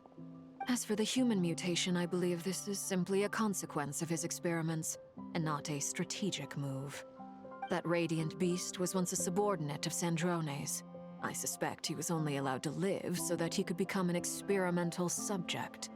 Also, those of us who fought Dottore have been afflicted with a curse.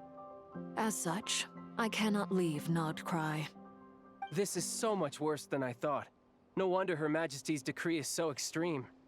While these exceptional circumstances persist, the Harbingers are hereby authorized to use unilateral executive powers. Should Dottore pose a threat, Arlecchino and Sandrone are permitted to eliminate him. My thanks to Her Majesty. I will pass these good tidings on to Sandrone. Her Majesty has also declared that she will refrain from launching an attack on the now evacuated Nodcry due to the presence of unretrieved research material. A wise decision. By the way, how's my old partner doing? I'm assuming they're with you? Partner? You mean the Traveler? I'm afraid I have bad news. He was captured after our failed assault into Torre's lab. His whereabouts are currently unknown. What? Why? Since when does Dottore have a bone to pick with him? That is indeed the question. I'm not sure he does. He must have some other goal in mind. This won't do. I have to rescue him. You can't. We have no idea where the Traveler is. What am I supposed to do then? Stand here twiddling my thumbs? Sandrone is working on it. The best thing you can do right now is complete your mission. Fine. I guess I'll leave this to you then. One last thing. Tell the Rooster to get the message out to the gods and citizens of every nation in Teyvat. Beware. An uncontrollable pollution is spreading forth from Nodcry.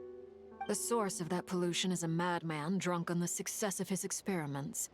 The Fatui and our allies will endeavor to contain the threat. However, if Nodcry falls, things are likely to escalate.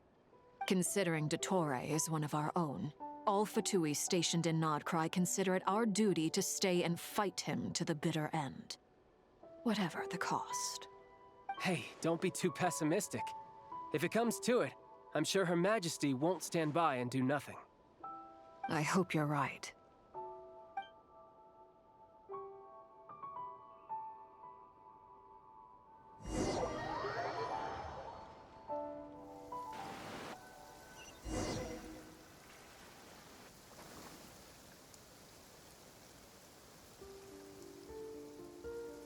You're right on time.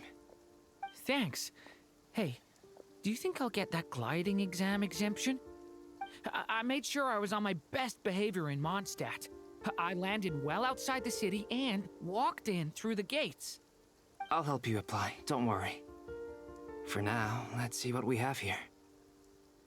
What are the Doctor's energy fields even made from? The usual attract and repel principles that govern Kuvaki don't seem to apply to them. They are very mysterious, but ultimately, they appear to be comprised of energies from the three realms.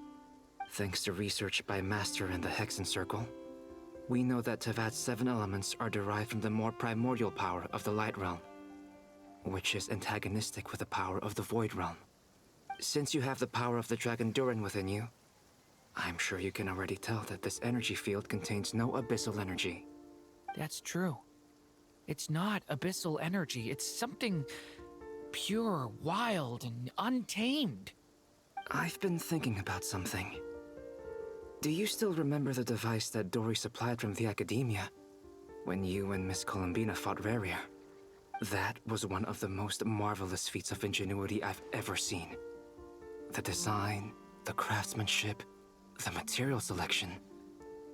I couldn't fault any of it. Not to mention the operating principles. Surely the most ingenious feature of all. Dory didn't go into detail on how it functions, but I have a working theory. The clue was that Miss Columbina was somehow able to use the pyro energy that you provided, despite the fact that, as a moon goddess, she should only be able to use Light Realm energy in principle. Now, all elemental energy is, of course, derived from Light Realm energy to begin with. Hence, I suspect that the device works by restoring elemental energy to its original state. This presumes a theoretical model of the 7 elements akin to that of light refracted through a prism. Perhaps it is no mere analogy. Maybe there is indeed a prism in this model. I almost wonder if the idea for the device was conceived based on direct observations of said prism. It would explain how such an ironclad design concept was achieved. It is at once a masterwork of engineering and a groundbreaking application of the Academia's latest elemental theories. I suspect only Lesser Lord Kusanali herself could have devised such an ambitious technology. But back to the energy field before us. If this is pure light realm energy, its relation to elemental energy is one of integration versus division. Or you could say that the former contains the latter. Could this mean that elemental energy can dilute the power of the light realm? Should we give it a try? We should.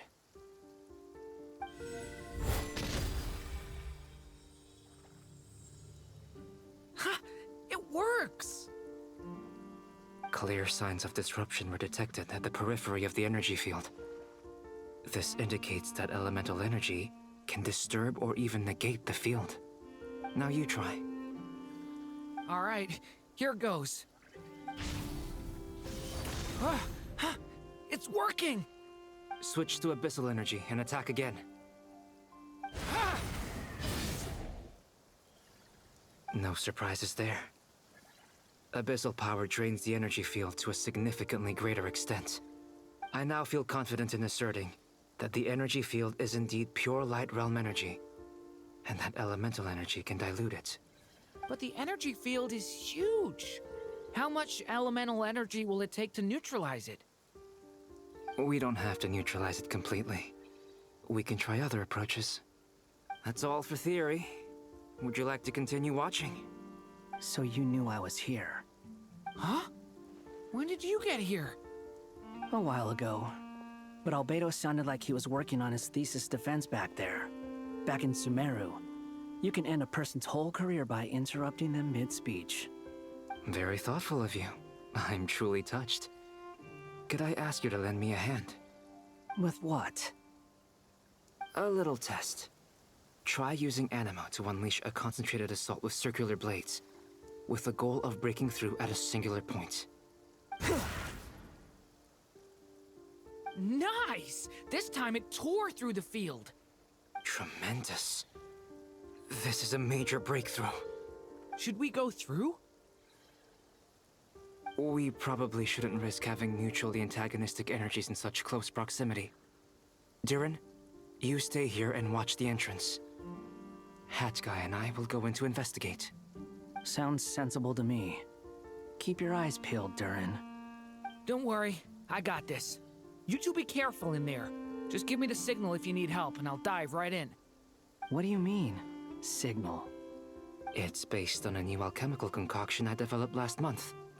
When 2 bottles of it are smashed on the ground together, they emit a blinding burst of light. If it comes to that, remember to shield your eyes with your hat. Glad I asked. Thanks for the heads up.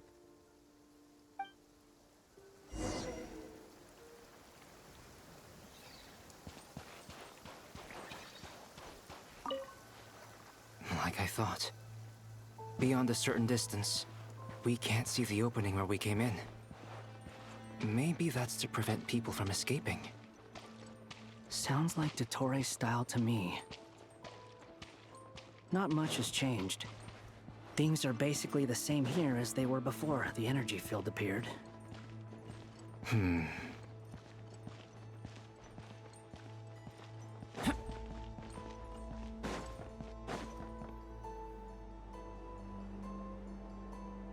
They have no heartbeat and they're not breathing. We can only assume they're dead. But there are no visible wounds. Also, there's an animal squatting next to each body. It's watching us. That's not an animal's gaze. What are you trying to tell us? Doesn't seem eager to talk. I guess maybe it's just an animal after all. Let's keep looking around.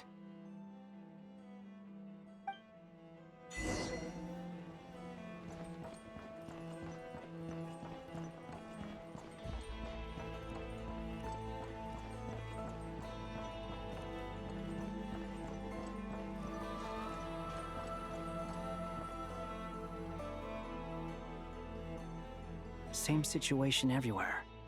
Not a living soul in sight. Just countless bodies with animals standing watch over them.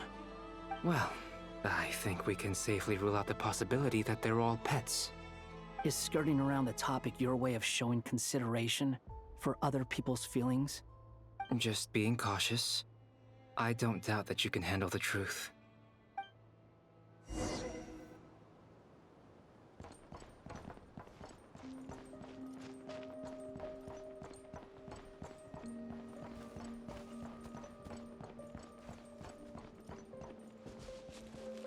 Careful. Please, help us. Please. Over there, I hear a voice.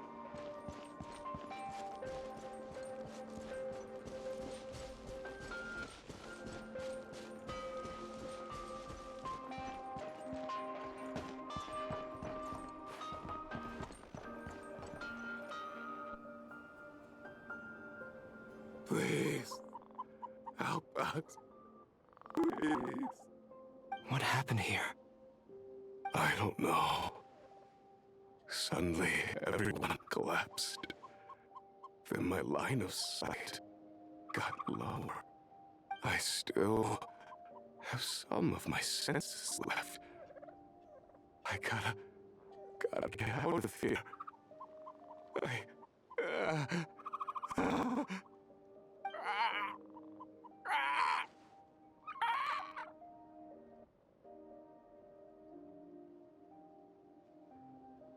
It looks like there's a huge experiment going on inside this energy field. Maybe each energy field is its own giant experiment. Vile. He's swapping human minds with those of animals. Even without the other circumstances, this would be an extremely radical experiment. Those people may have lost their sense of selves, but they are not fully animals either. If they were, they would have left. But instead, their instincts are driving them to remain by their dead bodies. We should go. No sense in sticking around here longer than we need to. Agreed.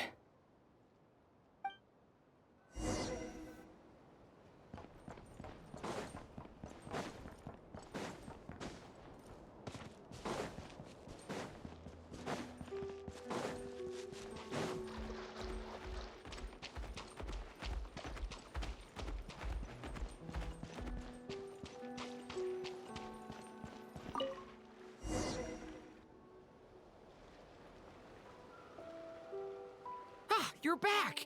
Everything okay? We saw some things that take a strong stomach. Otherwise, we're fine. We should share our findings with the others.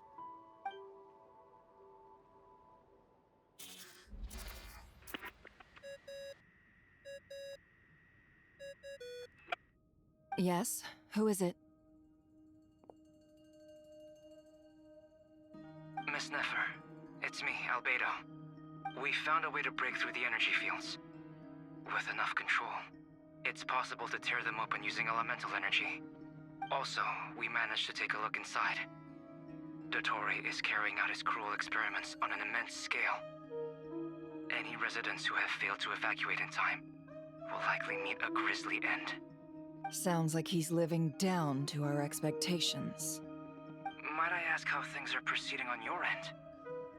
I'm just about to get started. I'll be in touch once I have a result. Understood. Stay safe. I will.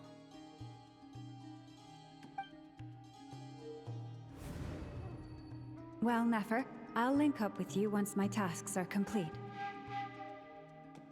What makes you think I'd need you to do that? I'll need it. And considering the way you approach certain matters, I think you'll be better off with me present.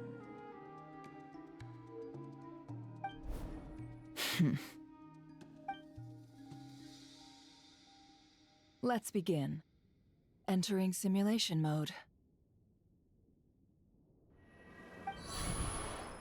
A vast wasteland. Is this the Traveler's inner world? I was expecting something more vibrant, to be honest. Wait, someone's there. What are you looking at? In that case, I'll look at it with you. I want to know all about everything you've seen and experienced.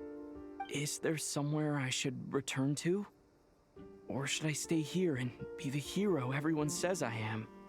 I don't dislike my current life. Roaming the land, fighting battles, accomplishing missions, earning a living, looking after Paimon. It's not so bad. I guess the only thing that's missing is that you're not here with me. This is the conscious layer, which contains a person's true feelings. It is filled with both longing and kindness. I suppose anyone who lives long enough ends up wishing for someone who can't be there. Maybe it's the only way we can feel truly alive. Time to delve a little deeper.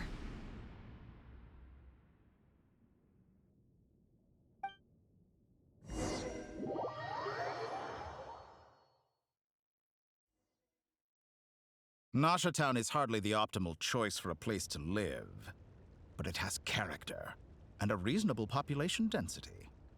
What are you trying to say? Oh, don't be nervous. I was just thinking where might make a good starting point for your journey. Perhaps I should send you further afield. Conria, perhaps. Conria ceased to exist long ago. Once again, you fail to understand the possibilities that the Tri-Lune creates. Anything that has existed in the past, I can now recreate. You simply do not wish to see that happen. That might be because you miss your sibling and fear getting answers that you are not ready to learn. But this is not for me to judge. If we are to collaborate, we need to maintain an amicable relationship. In a moment, you will be able to... Oh no. What are you...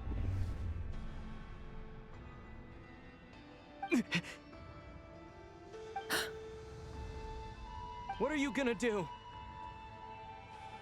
Don't move. Something unwanted has crept into... Oh? Gone as quickly as it came.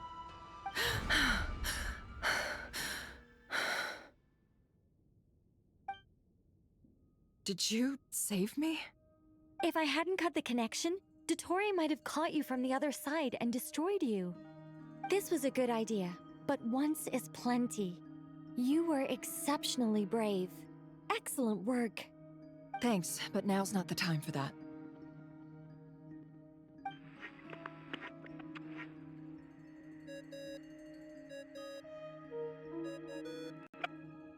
Albedo speaking. I think I know where he is.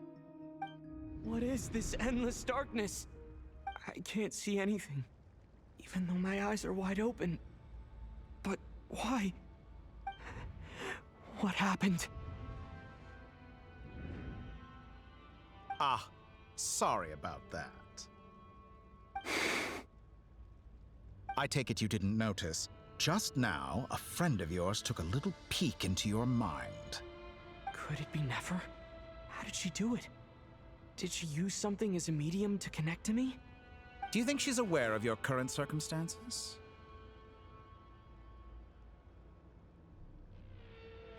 Oh dear. Have I stunned you into silence? I only wanted to slow down your time a little so I could stop your intruder in her tracks. It would have been nice to capture the spy. I must say, I'm finding the ability to adjust the flow of time rather intriguing.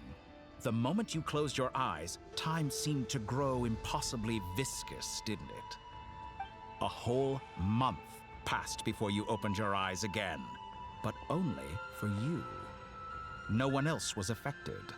I dare say this is something only a god can achieve. Point taken. You've proven once again that you have god-tier powers. Oh, you misunderstand. This wasn't about proving a point. I was testing things out. I find I learn best by doing, and I have to admit, time is not the easiest dimension to control. I only wanted to make you sleep for a short while, but it ended up lasting a whole month. Clearly some finesse is required to wield the authority over time as I wish. I hope you're not angry with me. It was only a month's discrepancy, nothing too serious. Had I been off by a year, a decade, or even a century, that would have been quite a different story. You could have frozen me for millions of years. So much for collaboration. You aren't showing much sincerity. Millions of years? To what end? I wonder if you don't understand humans all that well. They are very pragmatic creatures who understand only that which they can perceive with their senses. If I had you sit here for a week, I imagine people might sympathize. But if I left you here for 100, 1,000, or 10,000 years, the sheer size of that number would cause it to lose all meaning to them. They would not have the capacity to comprehend your suffering, and thus they could not empathize. Unfortunately, while gods do exist in Teyvat, it is ordinary humans that account for most of the population. Their lifespans are so limited, their bodies so fragile. Did you ever really hope that they could begin to understand someone like you? Your long life and unique origins make you fundamentally different from them. How long will it be before they start to treat you like the alien you are? Before you are ostracized, outcast? Alien? Even I feel bad for you sometimes. This world has made you into a slave. So many times you have served its will, and not once have the powers that be ever thought to grant you the one simple thing you wish for. You have been treated most unfairly. I can change that. I will grant you special privileges and give you back the status you rightly deserve as a descender.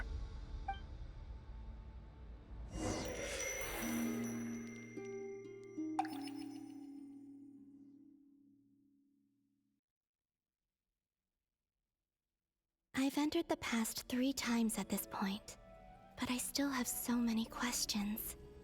For instance, beyond each point being further back in time than the last, what determines the specific locations at which I can make entry?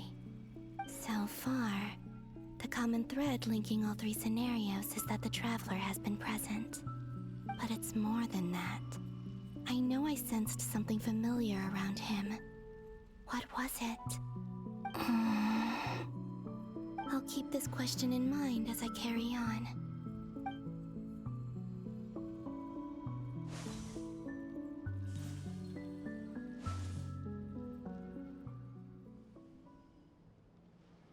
Humans, you never change. Always trying to use powers you neither comprehend nor control. This looks like Star Sand Shoal. Was this before Rerir regained his physical form?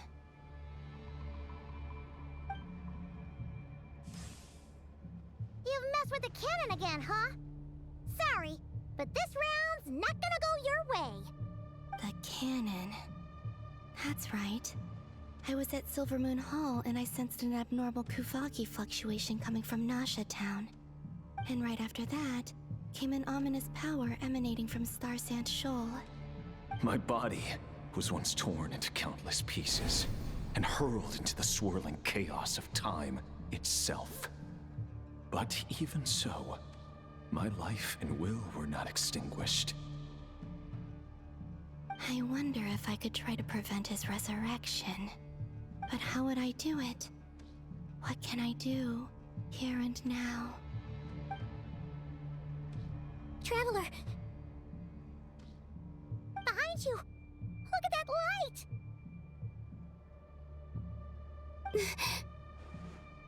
No, I won't make it in time. He's using the Kuvaki shield, like I taught him. Is he going to use it to block the cannon's beam? He's strong. I'm sure he can manage. But the force released when the beam impacts the shield might lead to collateral damage. He's the island. The Frost Moon Scions will be exposed to lethal levels of Kuvaki. A question, if I may. Kind Miss Columbina. When the cannon's Kuvaki beam was deflected earlier, I saw several bolts of energy streak toward Hisi Island, only to be blocked. Did you also have a hand in that? Maybe that really was me after all. Well, future me. But I don't know if I have enough power left. Siki sato pasa sax sniti ipotovtos. There's no time. Osestikos paratin tiram to risuiku, to pirto aithion feraton.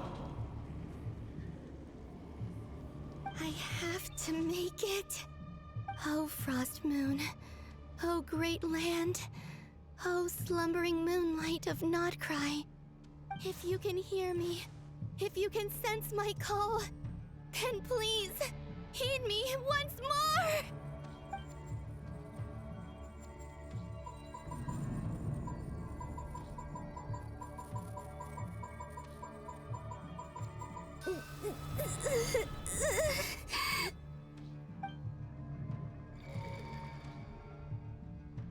Did it work?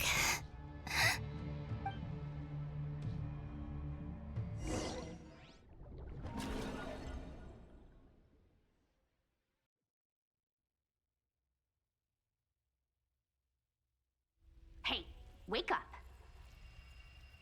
Hey, did you hear me? Columbina, I said wake up now! Oh, good morning, Sandrone. It's 3 in the afternoon, actually. And could you kindly not use my quarters as your personal nap room next time? But I feel so safe here. And your coffee, right? It's so bitter, but it smells lovely. It's like you were raised by wolves in a forest or something. What did you drink growing up? Grass tea? The Frost Moon Scions certainly led a more frugal existence than the Fatui. Then I'll bet you've never eaten one of these before. It smells delicious. That's because it's a Fontanian recipe. I had a little free time today, so I made a batch. Rosaline will be here shortly, but if you really can't wait, I guess you can go ahead and... Hey, at least let me finish before you start eating! Did the Frost Moon Scions not teach you basic table manners? Or did the rules not apply to you because you're the high and mighty moon goddess? These are so tasty. Of course they are. I made them. I was worried they might contain traces of machine oil. What?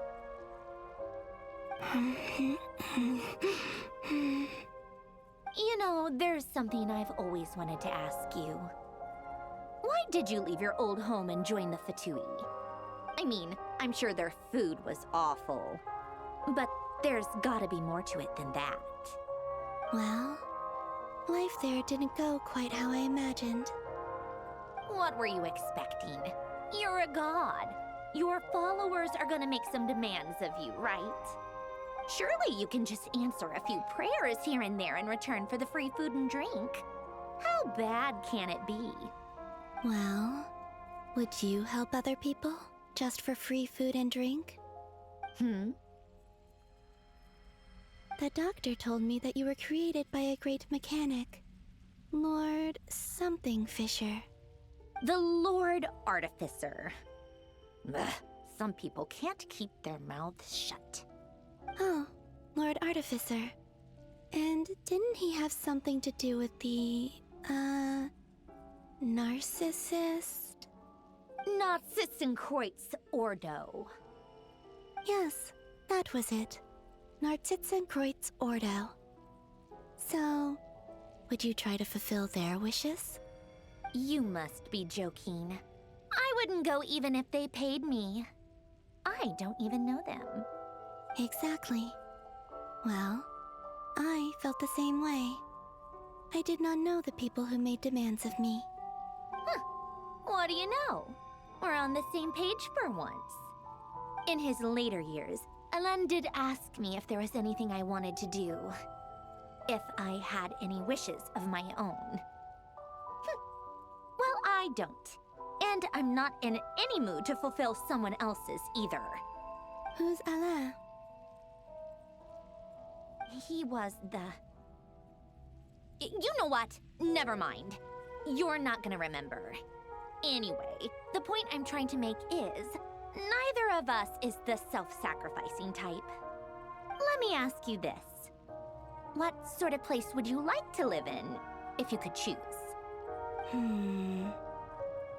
A place where people don't ask me for things I cannot give them.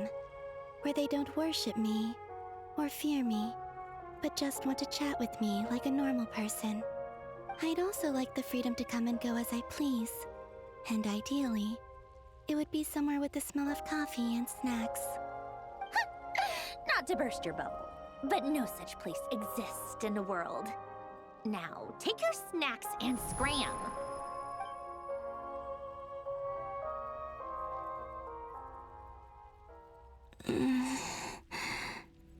Did I pass out? Of course. I'm back here again.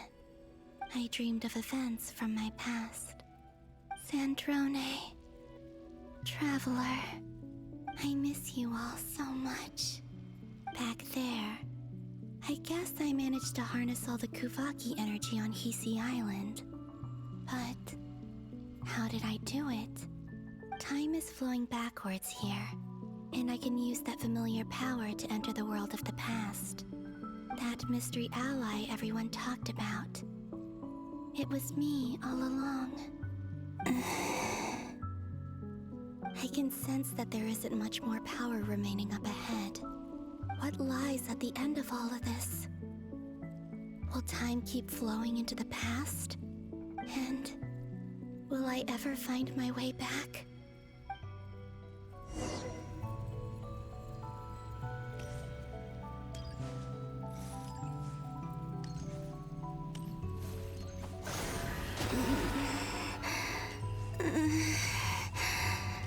It's getting harder and harder to use my power.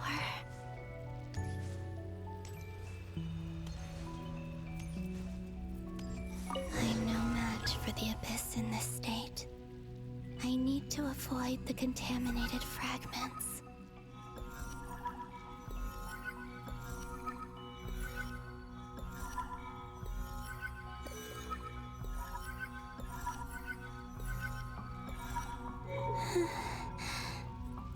Time to go.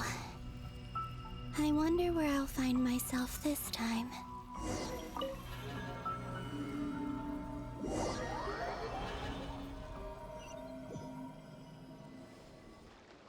The Final Night Cemetery.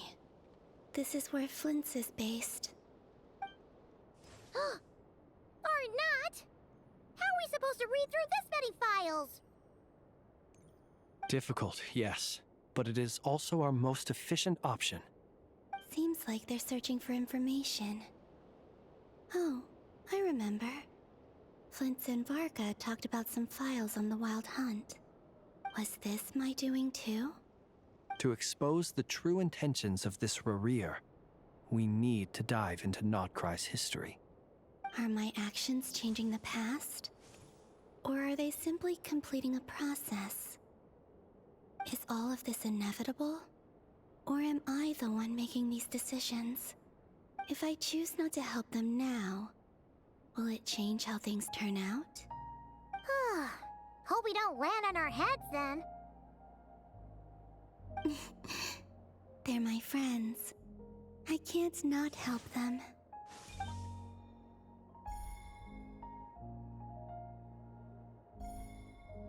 Ghost!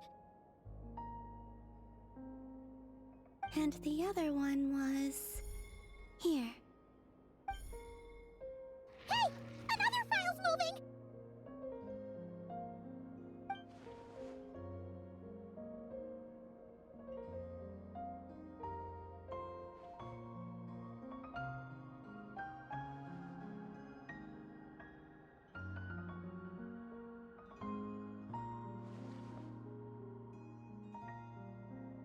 That should do it.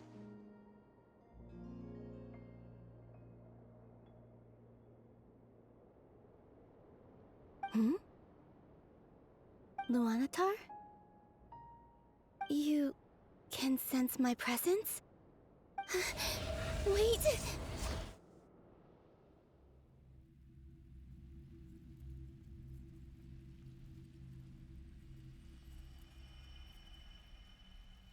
Luanatar. So she's that familiar presence I've been sensing all along. She's always been by the Traveler's side. That explains why the Traveler has been there each time I've entered the past. But why Luanatar? Is it because she has a connection to me as the Moon Goddess's familiar? If so, why not any other Kuhenki? That's...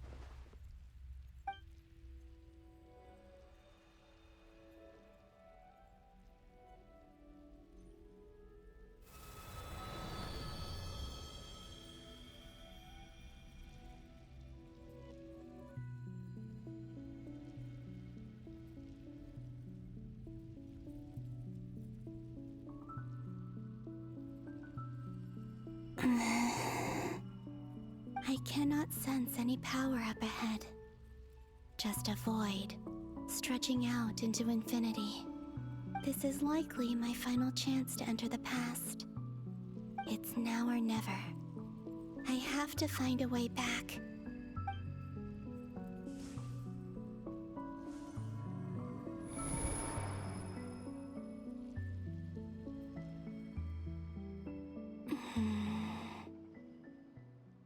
VII Island? How far back in time is this? Where's Luanatar? I can't sense her presence this time.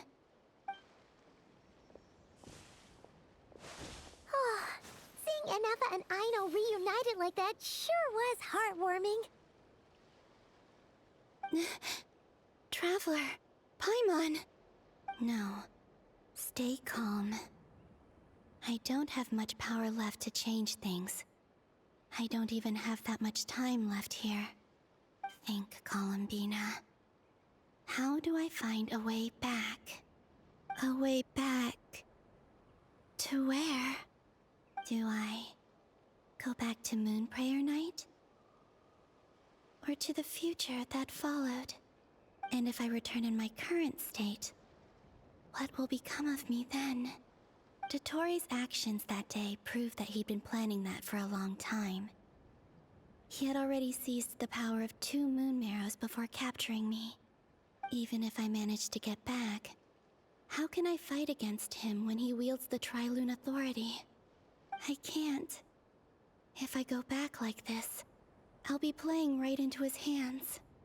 I have to find some way of rivaling the power he has usurped. Wait. Time flowing backwards. The Tri-Lune Authority. Does that mean... I think I know what the final destination of this lunar reflection might be. I know what I must do. Speaking of homes, we must already be close to where the Frost Moon Scions live. The vibe here feels different, just like the scenery. But how do I communicate my plan to my friends? Should I write it down here? No, someone else will see it. I need something with a close connection to me. Something I can use as a medium to tell them what's happened to me in here.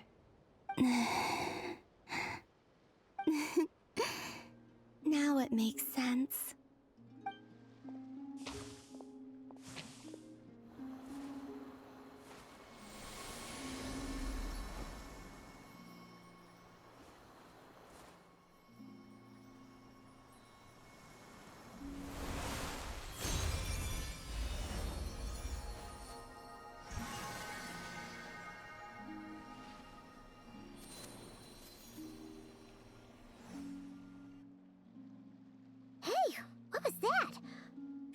Some sort of breeze blew by, and then the petals suddenly turned into...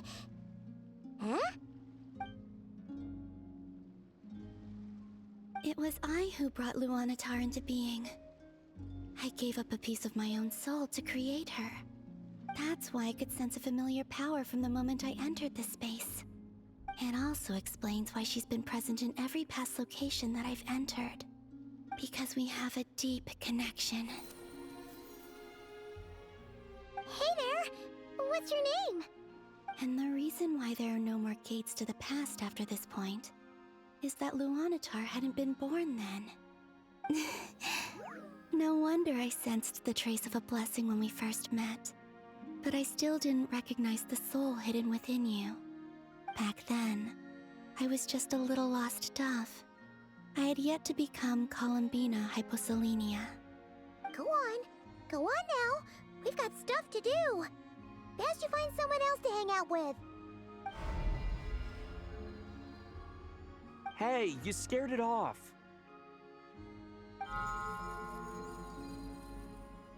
I'll be counting on you. Remember to stay by the traveler's side, guide him, and help him in my stead. Oh, and bring him to the garden where the moon prayer blossoms grow.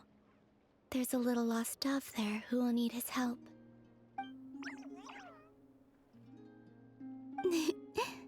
Go on.